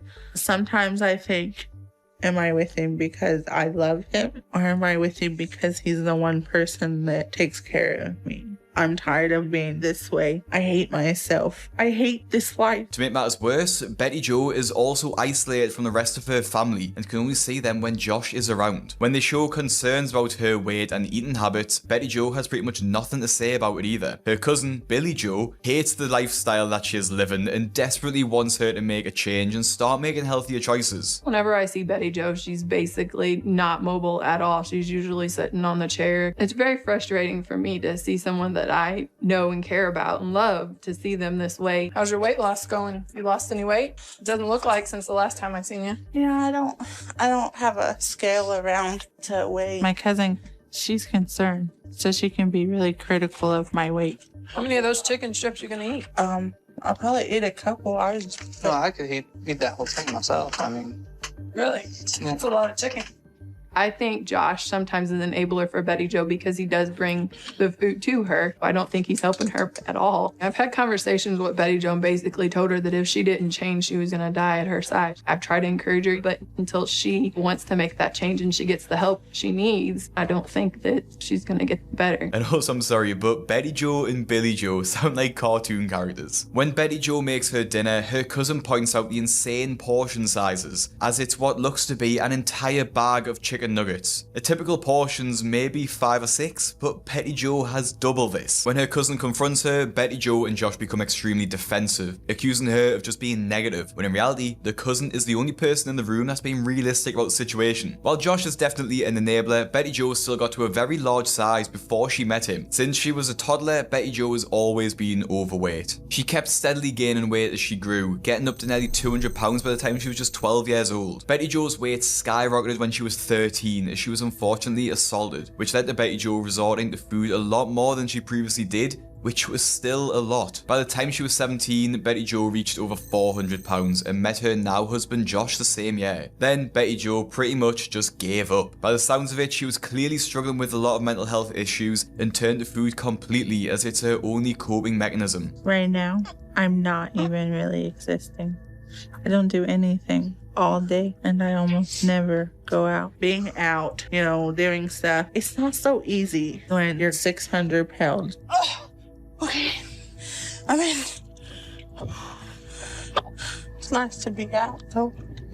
I want to have some freedom again, and my weight is keeping me from that. Betty Jo's quality of life is pretty appalling too. She only leaves the house to get food from the supermarket, and that's it. Simple things like dates with her husband, shopping trips, even holidays are all out of the question for her, as she simply cannot do them because of her size. Despite her love of food, she hates food shopping because of all the judgmental looks she gets when out in public. This mac and cheese. I hate going out in public pretty much all the time because I can't stand people's reactions. The way I see myself on the outside, I hate it. On those, I feel judged. Like, look at that fat girl. But I know this is something that I did to myself.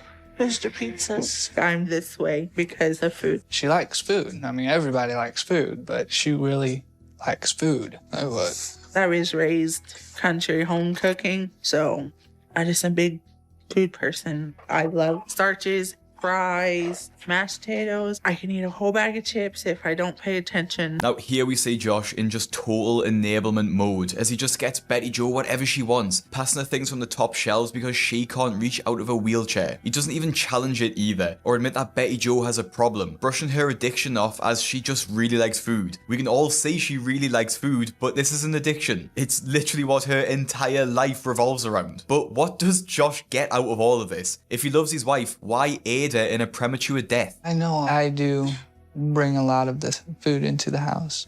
The fast food, the chips, the soda is keeping Betty Jo the way she is. I know I'm helping kill her. You can just see her life fading. I don't want her to die on me, but my biggest fear is if she loses this weight, that she's not gonna need me no more. Josh's motives are so selfish. He values feeling needed more than Betty Jo's health and is willing to risk her life for that. But clearly somewhere inside Betty Jo is an urge to recover and to live a somewhat normal life. She has dreams of a career and having a baby, and those are things she'll only be able to do if she loses weight. With determination in mind, Betty Jo arranges to see the renowned weight loss specialist Dr. Now and must travel the long journey to Houston for her first in-person appointment. Despite the mountain of opportunities that Betty Jo will have if she's able to lose the weight, there's only one person who can see the negative side. She may be denied the surgery, or she can be approved, and then there's the risk of her dying on the table during the surgery. But my biggest fear is actually her dropping the weight and leaving me. Honestly, what kind of husband would prefer to see their wife on death's door rather than good health? It's honestly disgusting for Josh to have this attitude too, when he knows how deeply Betty Jo is suffering, with the physical limitations of her weight, but also the psychological issues that trouble her mental health. Betty Jo is depressed with her weight and wants to lose it. Josh is ultimately against her choice and is likely going to do everything he can to change her mind. Betty Jo is going to have to undergo a difficult journey of having to navigate the weight loss program, but ultimately having to come to terms with the fact that her partner is her enabler, and she might have to leave him if she wants to make any progress. After a 13-hour drive to Dr. Now's office, Betty Jo finally arrives and gets to see her weight for the first time in several years because she didn't have a scale at home. Although, I think even if she did have a scale at home, it wouldn't go high enough to measure her true weight. I'm a little scared to see the number on the scale. I know I'm over 600, but I'm not sure how much I've gained over the last year.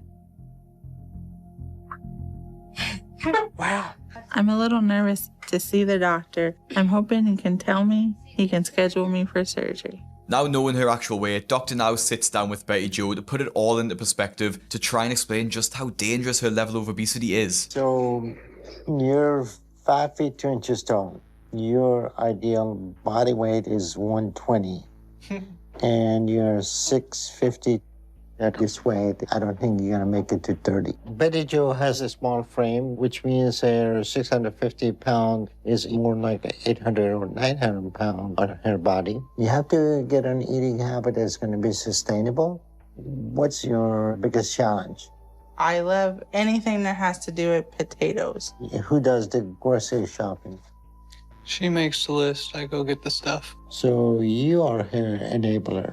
Basically, I've stopped trying to argue with her. I'm concerned that her husband may be the biggest problem. He's an enabler, but he's not overweight, which means he's feeding her because he may want her to be large. If that's the case, it's going to be a difficult situation to resolve. With a strict weight loss program to follow, Betty Jo has to prove she is capable of losing weight and keeping it off, otherwise there's just no point in getting the surgery. Her commitment is clear from the outset, as Betty Jo and Josh rent an apartment in Houston so that they can be close to Dr. Now. And in their new apartment, they do make an effort to eat healthier, attempting to follow Dr. Now's program. I'm trying to eat right. This is what I'm supposed to have, about a half a cup.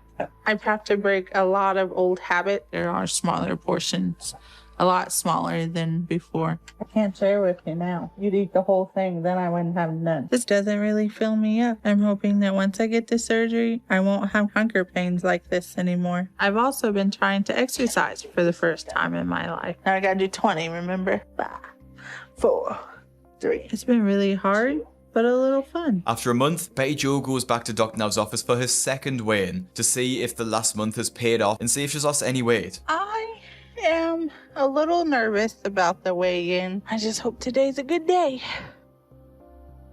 Yes. $5.99. I hope the doctor is happy. I've listened to everything he told me to do, and it's paid off. Getting under 600 pounds, even by just £1, is a massive achievement, as it proves that she can stick to the program and can lose weight. But despite the loss, Josh isn't too impressed. How is your eating habit coming along? Pretty good. I've really been making a big effort. I've noticed around the house, she don't need my help as much, or getting in and out of vehicles, she don't need my help as much. Does that bother you that she doesn't need any of your help?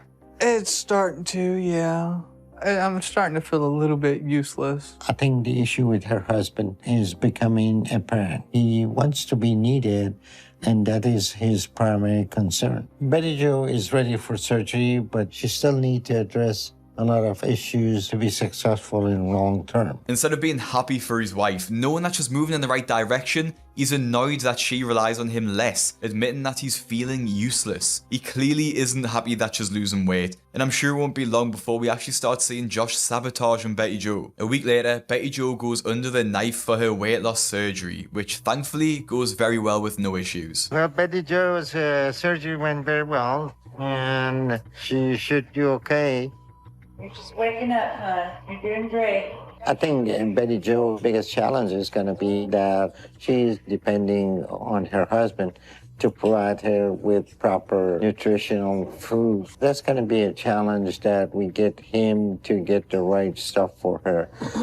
But I would assume in 3 months, she should lose over 200 pounds. But the surgery isn't Betty Jo's biggest challenge, as she now has to face Josh, whose actions will likely encourage her to fail in her weight loss, as he literally wants to keep her overweight. The couple are bound to butt heads at some point, as they both have opposite goals, but at the end of the day, it's Betty Jo's life, so she should be the one who's in control. And honestly, it's just insane that Josh is putting up this much of a fight against Betty Jo losing weight. And quicker than you'd expect, Josh already turns his back on Betty Jo, leaving her at the hospital by herself. It's clear that Josh is trying to punish Betty Jo for making the decision to have weight loss surgery, instead of being proud of her achievement and being there for her after a near life-threatening surgery. I'm kind of upset. It was my first night after surgery. Josh promised it was sick.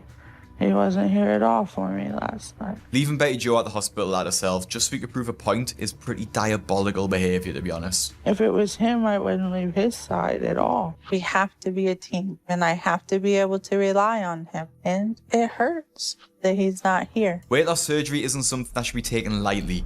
Patients need at least 6 to 8 weeks to recover. So Josh abandoning his wife from the start just isn't a good sign at all. When patients don't have the support system at home to help them recover after surgery, Dr. Now will literally refuse them the treatment. That's how crucial the support is. And for Josh to not even support Betty Jo on her first night in recovery is pretty shameful in my opinion. And honestly, it's a clear nod towards his negative sentiment towards the weight loss program as a whole. Josh's negative behaviour continues when Betty Jo recovers at home, and it's actually him who's stopping her from eating on the diet plan. When Betty Jo suggests adding some vegetables to the dinner, Josh just laughs in her face and talks down to her. Cooking, what do you think I'm doing?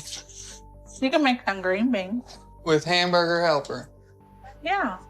I just think that's kind of weird. Some green beans with stroganoff hamburger helper. That even sounds weird. Really? Really what? Joshua! Josh is the one that's pretty much preparing meals. He doesn't necessarily want to follow the doctor's diet. Josh is depressed, and I don't know why. I'm getting a little frustrated right now. I gave up everything to come down here. I was hoping it would go a little bit better than what it has been, but it hasn't. I'm gonna go sit down. I know he cares, but I just feel like he's not motivated to help me. I feel like if we didn't even come down here, she wouldn't be how she is, and we'd be okay. I don't know what's going to happen with us. I don't know the damage that's going to be done in our relationship.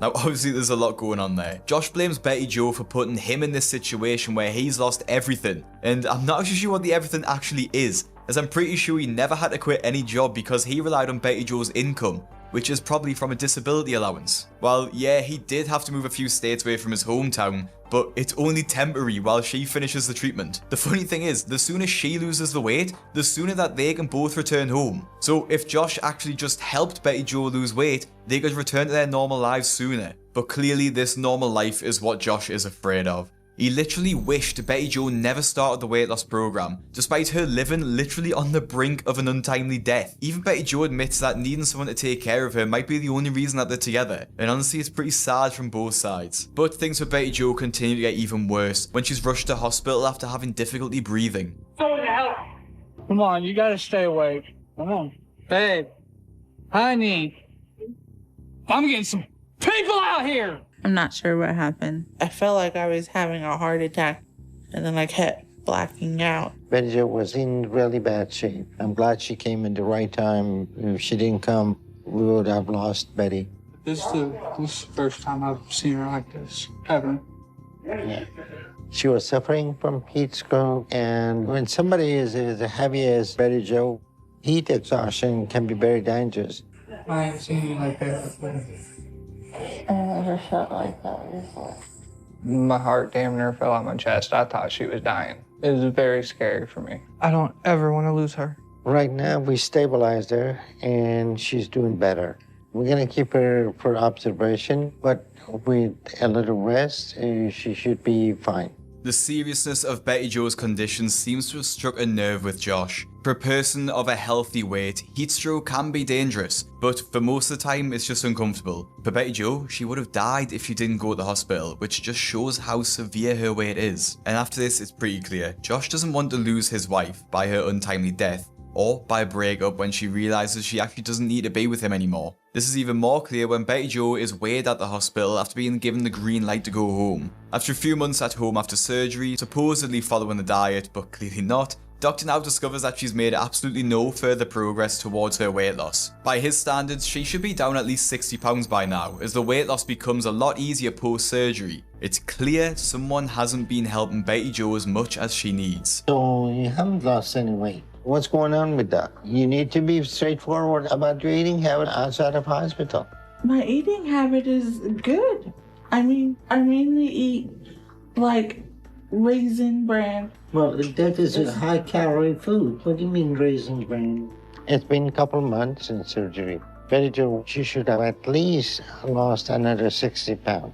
The fact that she hasn't lost any weight means that she's overeating. Just pay attention when I tell you, okay?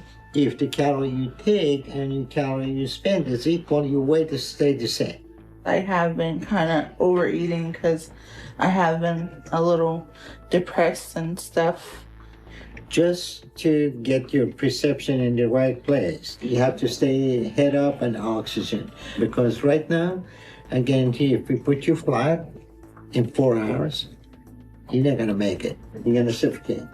Overeating has limited your lung function to the point that you're not too far from dying. Now, here's the thing. Betty Jo is literally clinging on to life, and that still hasn't changed anything. While I know Betty Jo obviously controls what she puts in her mouth, Josh is her enabler, and he is the one buying, making, and bringing her the food. She has a food addiction. It's very difficult for her to stop eating on her own, and she needs the help, but Josh is just indulging her. How am I supposed to do that when my husband doesn't want to do it with me? Like, he wants to eat all of the junk, and that's all he wants to buy and get, and I'm not getting no support from him at all. I can't do this without somebody to help me say no. In order for Betty Jo and Josh to make any progress in their relationship, Doctor now suggests that they both see a counsellor to overcome their codependency, as at the moment, neither partner can exist without the other. Betty Jo relies on Josh to take care of her physical needs because of her immobility, and Josh needs Betty Jo because he simply doesn't want to be alone. For like the last 2 months now, we've just kind of been biting each other's heads off, I guess. We don't know how to communicate. In my opinion, it started when I had my surgery. The first night, he promised that he would stay at the hospital with me, and he didn't. I wonder, Josh, what are you thinking or feeling, or how has it affected you? The weight loss or the surgery, and just how has that changed your relationship? I used to take care of her. I used to be her caregiver, do what she needs, but now she's starting to just be able to move around and stuff, and in a way that really scares me because I don't want her to leave me.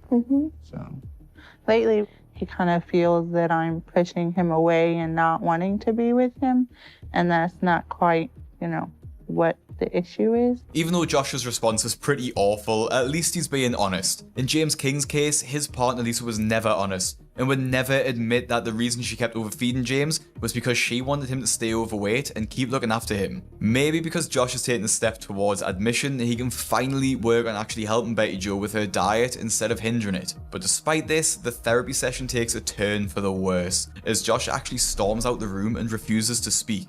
I need air. Nope. What? After Josh's meltdown, the couple try to work on their relationship, and Betty Jo does actually lose a small amount of weight during this time. To help speed things along, she starts the gym to burn some extra calories. I definitely want to keep pushing to lose weight. Perfect, good, okay. And for us to start having a life together again. I think Betty Jo's doing really good, especially coming out to a public place like this and actually getting into it. 5, 6. It's been nice to discover that we still care so much about each other. This whole process and journey has taught us that. Breathe out. 3, there you go. My arms definitely feel like they're gonna fall off. I was scared we didn't love each other anymore, but I love Josh more than ever. Betty Jo's journey on the weight loss program seems to be working, although at quite a slow pace. Josh clearly has been making some changes in his behaviour, which is a good thing, but Betty Jo really needs to stick more closely to the diet if she wants to lose weight faster. In almost a year, she's down 100 pounds. Some patients have lost 100 pounds in 1 month, so it's obvious that Betty Jo is still indulging in more food than she should be. To show her family how far she's come, Betty Jo and Josh make the long journey back to their hometown so they can see her in person. Well, hi, Betty Jo. Hi. How you feeling? I'm feeling pretty good. How are you? Well, you look good. Thank you. I'm 100 pounds down. I can tell. A lot different than what you did when you went down there. Yeah. You couldn't even walk hardly when you went down there. You look better. The main reason I wanted to do this was so I could actually be part of the family, because not being able to do anything with them hurt a lot. Yeah. Oh my God. Water was so shallow. I think Betty Jo and Josh are doing a great job. Them being down there in Texas, they have to do things on their own, and I think it's making their relationship stronger and making them stronger as individuals. I told her for every pound she lost, I'd give her a quarter. I would just put it as $1 a pound. Oh, yeah. You're gonna have a big payday come summer, ain't you? Yeah, I guess so. From what the family has said, it seems like Betty Jo and Josh had some serious growing up to do, and moving to Houston did help a lot with that. Although I'm unsure about Josh, I bet they've never actually worked a day in their lives. Josh stayed with Betty Jo to claim her disability payments, and Betty Jo was unable to work because of her weight. They've been acting like children for far too long and desperately needed a change to help them grow up. One of the couple's biggest dreams was to have their own house and start a family, so they have a lot of work to do to achieve this goal. Betty Jo's journey on My 600 Pound Life ends with her weight at around 540 pounds, over a 100 pound loss from when she first started. But her weight loss journey doesn't end there, as in her follow-up on the Where Are They Now episode, the film crew visit Betty Jo to see how she gets on. By this point, a year or so later, Betty Jo has continued her weight loss and looks like a completely different person. And you'd be surprised to see that her and Josh are actually still together. The couple ended up moving back to their hometown to be surrounded by family who wanted to continue to support Betty with her weight loss. As she's lost so much weight, Betty Jo's body is slowly returning to normal,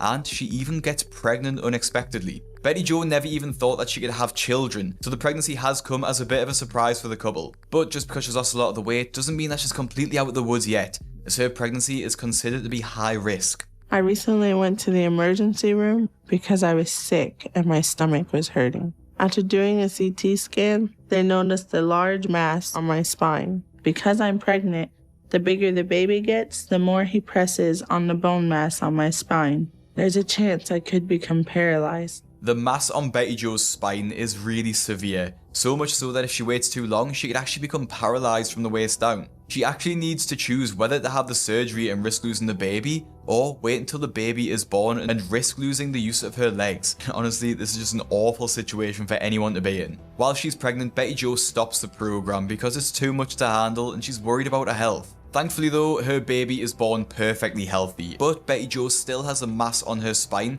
and she's really concerned about it, so she reaches out to Dr. Now for help. But surprisingly, Betty Jo doesn't just say that she has a mass on her spine, and both her and Josh make the situation much more worse than it actually is. So what's going on with your back? Well, I found out right before I knew I was pregnant that I had a bone mass. Then when I had him, they found cancer on my part of the mass. Okay, I don't know if that's reality or not, but what your MRI showed that you got what we call a heterotopic bone formation and cartilage. That is old. That is not new information. Yes, I know you know this, but my point is this is a congenital condition. It's been there since birth. This is not something that has developed suddenly, and it's not anything that I would consider cancer. The only test that will determine bone cancer is doing a biopsy. There's no way to diagnose it without doing that. It is cancer. Okay, is a biopsy was showing that it's cancer? It is a biopsy showing it was cancer? I'm done talking. I'm shutting up before I lose my temper. Okay, I don't care what anybody told you. Cancer is not a cancer unless you see it under the microscope. Okay? And she had that lesion there a long time. And if she had cancer, they would be treating her immediately.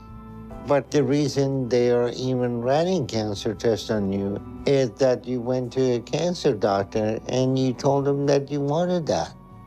I called your doctor there and they have told me they haven't given you a cancer diagnosis. So you're making all this up. Excuse me. And he is done talking because he knows he shouldn't have said that, because he knows that it isn't cancer. If there's one thing I can't stand, it's when people lie about having cancer. It's just so unfair and insensitive to everyone around them. Most people I know, myself included, have had family pass away from cancer. So to have Betty Jo and Josh weaponize the disease is really disgusting. It's obvious what's at play here too. Since losing half her body weight and getting down to below 400 pounds, she's regained her independence, and Josh has lost his control over her. Betty Jo is using her cancer as an excuse to eat more and move less, and Josh is thoroughly enjoying it. Josh literally runs out of the doctor's office when he learns Betty Jo doesn't actually have cancer, and he's actually annoyed about this. Surely if you found out that the love of your life and the mother of your child didn't have cancer, you'd jump for joy, not run out of the room like a baby. There are two ways to look at this really, as Betty Jo isn't exactly the smartest person on the planet. She could have easily been manipulated by Josh into truly thinking it was cancer, like Munchausen syndrome by proxy, which is a rare form of abuse where a caregiver, Josh in this case, either makes up fake symptoms or causes real symptoms to make it look like their victim is sick. It's awful in this case because Betty Jo is actually sick, and he's making it seem a lot worse than it actually is. Despite her belief that she did have cancer, Betty Jo tried the weight loss program again, but didn't end up losing much more weight. As of recently, she's posted a few selfies on Instagram and she looks to be around the 350 pound to 400 pound mark, so she still has a lot to lose to be considered a healthy weight. Betty Jo's attempts at weight loss were pretty poor, and it took her a long time to make any progress at all. She was constantly looking for excuses, and as much as Josh was her enabler, she obviously had her fair share of enabling herself too. But as for the fake cancer story, Betty Jo is sure to go down as one of the most infamous stars ever to appear on the show, alongside one of the worst enablers I've ever personally seen. From claiming God will help them to lose weight to blaming the scales for being wrong.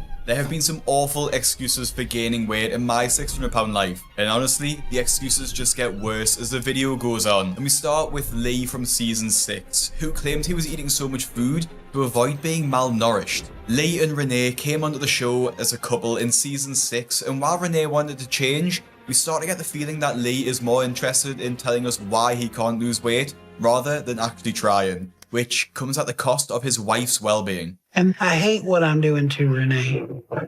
Ugh. Oh, my back. But the only times I can get up, I have to have help.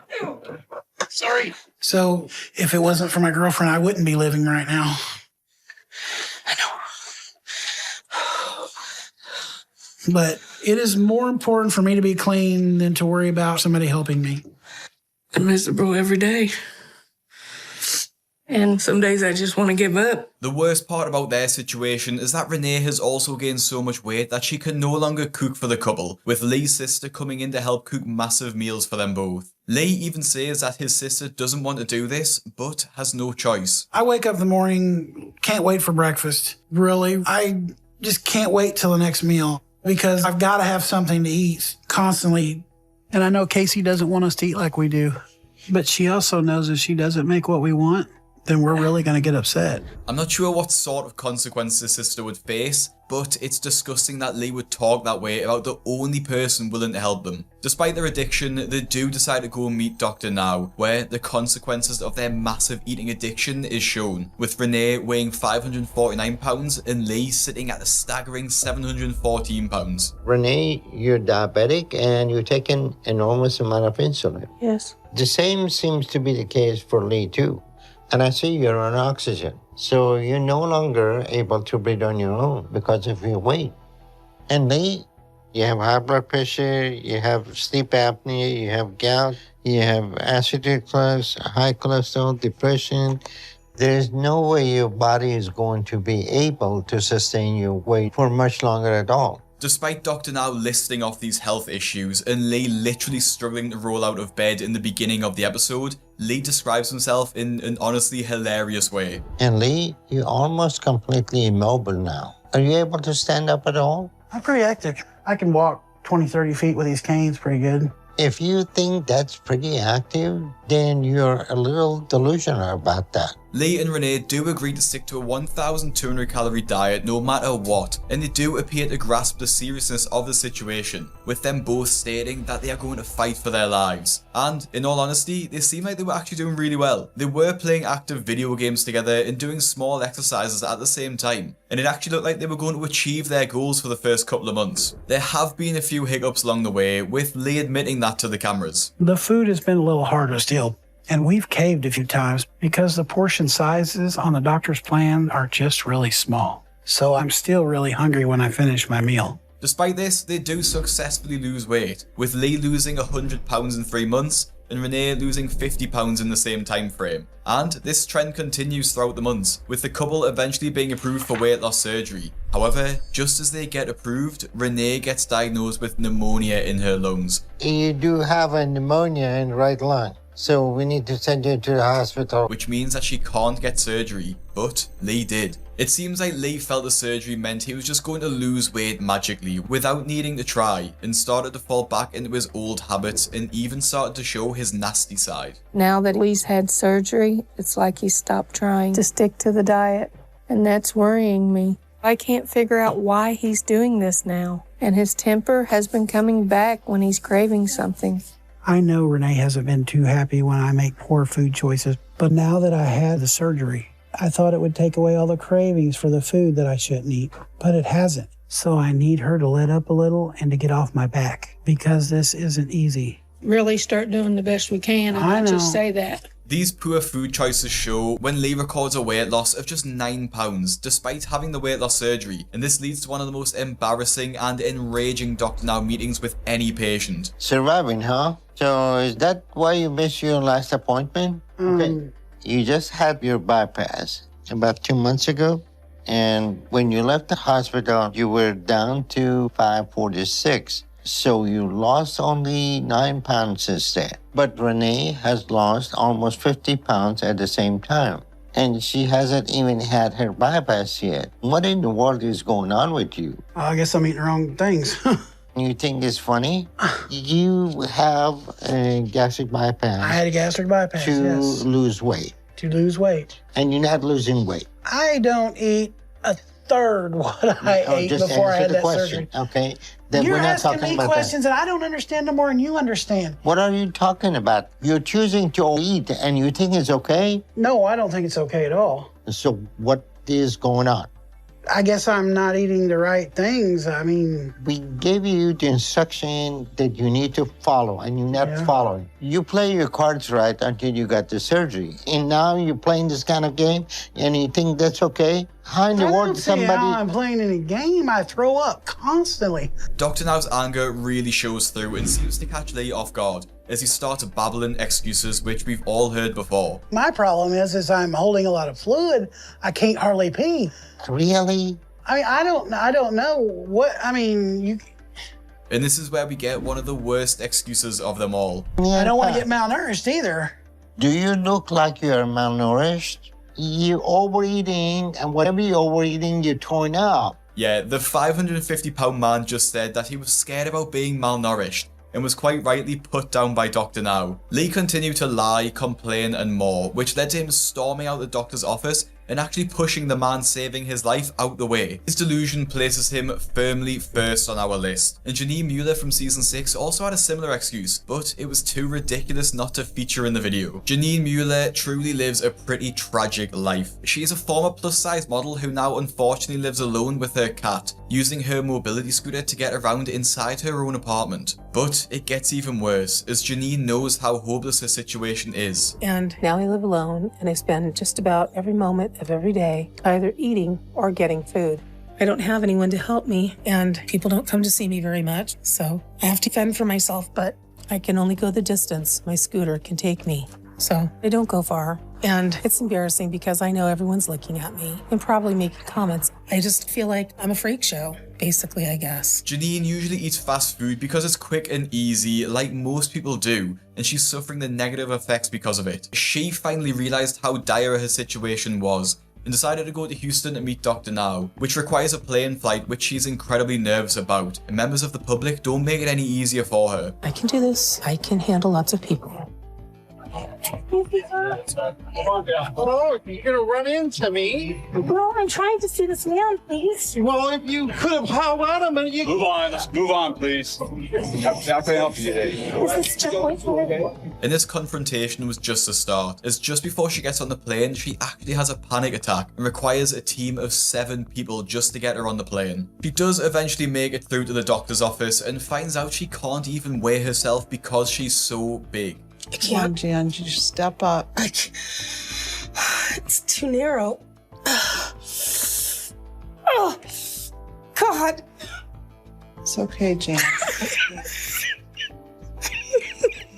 Now she does eventually get onto the scales at 678 pounds, which is a monumental weight for her 5'3" frame, and Dr. Now puts her on a strict diet with the goal of getting out of her scooter and being able to walk around. Now, due to a severe infection on her leg, Janine does end up in hospital, which should make her diet easier to follow, as she's more restricted on what she can and can't eat. However, the opposite seems to happen, as Janine refuses to attempt to walk around and, as Dr. Now puts it, gives a litany of excuses as to why she can't, with the worst one being the excuse which has put her on this list. Her health is in a better place, but she had every excuse in the book to fight us about her diet and getting up and out of her bed. And some of the things she says sound delusional. The biggest one being that she believes she is bulimic. Bulimia is a serious condition, but not one she is even close to having. The super morbidly obese woman who has a clear addiction to food believes she actually does not want to eat. What do you mean that is a problem? That's not a problem if you don't want to eat.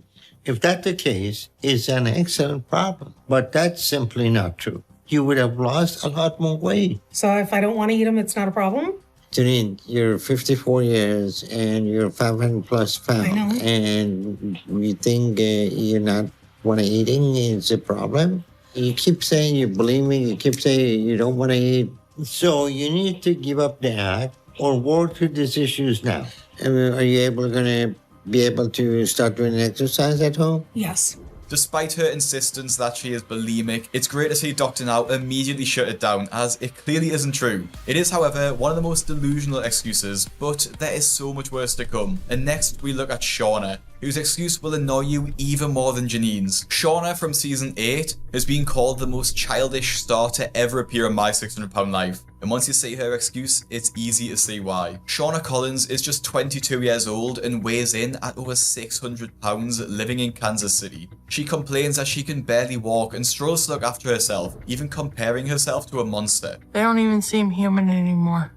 None of me does. So I don't even want to look at myself at all anymore, because I'm embarrassed at what I've done to myself in my life. And from the way she talked about herself, you can tell she genuinely hates being in her body, and that her food addiction has completely taken over and destroyed her self-image. She even has a carer that gets paid for by her mother to make her meals, and when she asks for meals, he doesn't push back on her portions and just immediately gets her what she wants.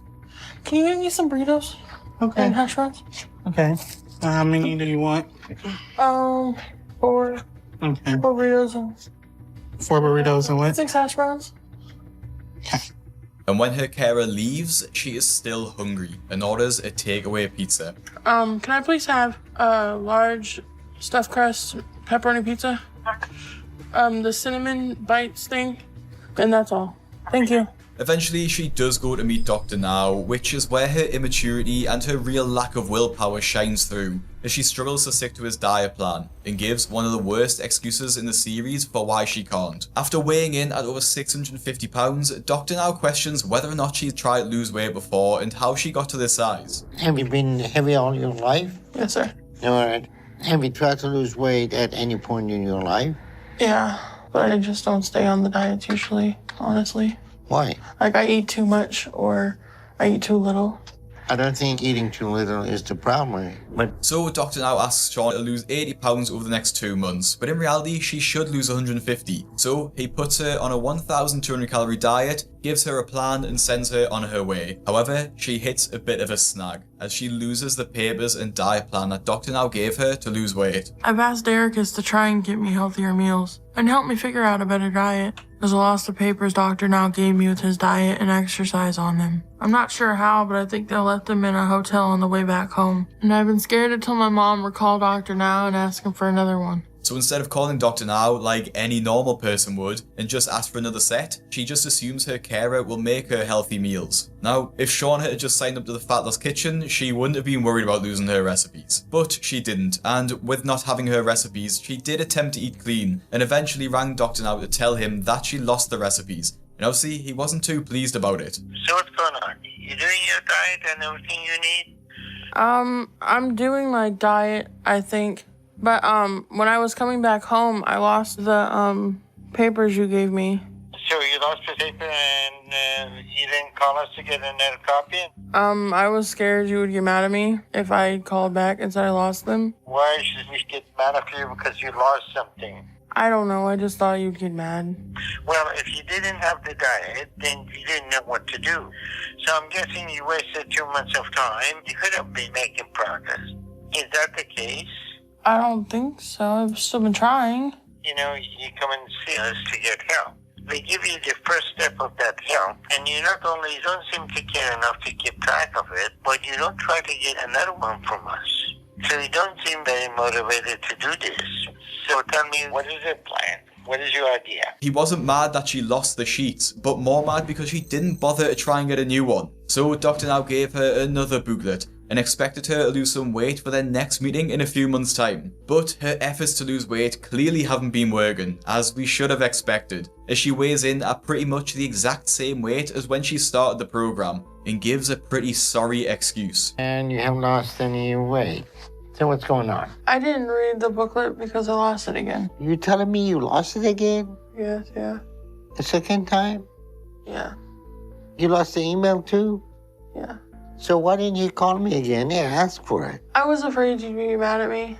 No, I wouldn't get mad at you then, but I get mad at you now. Shauna says she lost the booklet again, and even lost the email that Dr. Now sent with what to eat, so she couldn't read the booklet. At this point, it's enraging to see how little she cares, that she's wasting everyone's time. And you'd think that after doing it a second time, she'd get her act together, but that wouldn't be the case. On a phone call with Dr. Now, after receiving her third diet booklet, she admits she still hasn't read it, because she's put it in a box with stuff to move down to Houston with. A move which hasn't materialised in over a month. But after a wake-up call by Dr. Now on her phone call, she does eventually move to Houston to be closer to the doctor, and we are now in month 10, with Shauna looking pretty much the exact same since the start of her episode. Her recent weight gain proves she hasn't really been making any changes, and at this point, I'm sure you can guess what her next excuse will be. I found some more different ways to, I found some mixtures of food that I like from your diet, you know?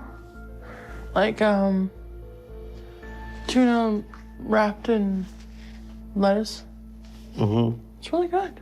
Well, I'm sure it is, but the issue is that's not the only kind of food you've been eating the past 2 months, because you gained. So do you feel psychotherapy helped you at all? Yeah, I guess. You guess? Yeah. Then why do you think you did worse this time than last time? I don't know. Do you still have the diet, or did you lose it again? Honestly, I lost it again. Are you serious? Yes, sir. So we need to give you another copy? Could you? We give you another copy and read it? Yes, sir. At this point, I doubt that, because this will be the 4th copy we are giving you. What about your exercises? So you need another copy of those too? Yes, sir.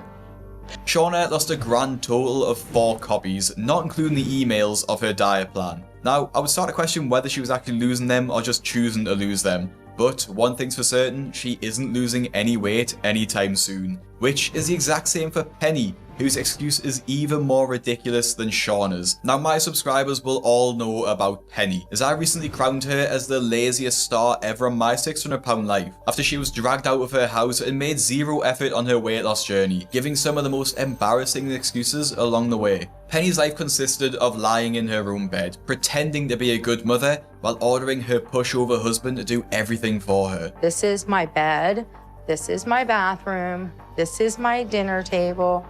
I don't feel good. I might as well be a prisoner in jail. This has allowed her to balloon up to over 530 pounds and be completely bedridden, and she sought the help of Dr. Now, but her attitude throughout her process didn't really tell us that she was going to take this seriously, and even the doctor noticed that. Penny got a lot of issues. Some of them are real, some of them are imaginary. She seems like she played a role of being a victim and encouraging family to be enabler.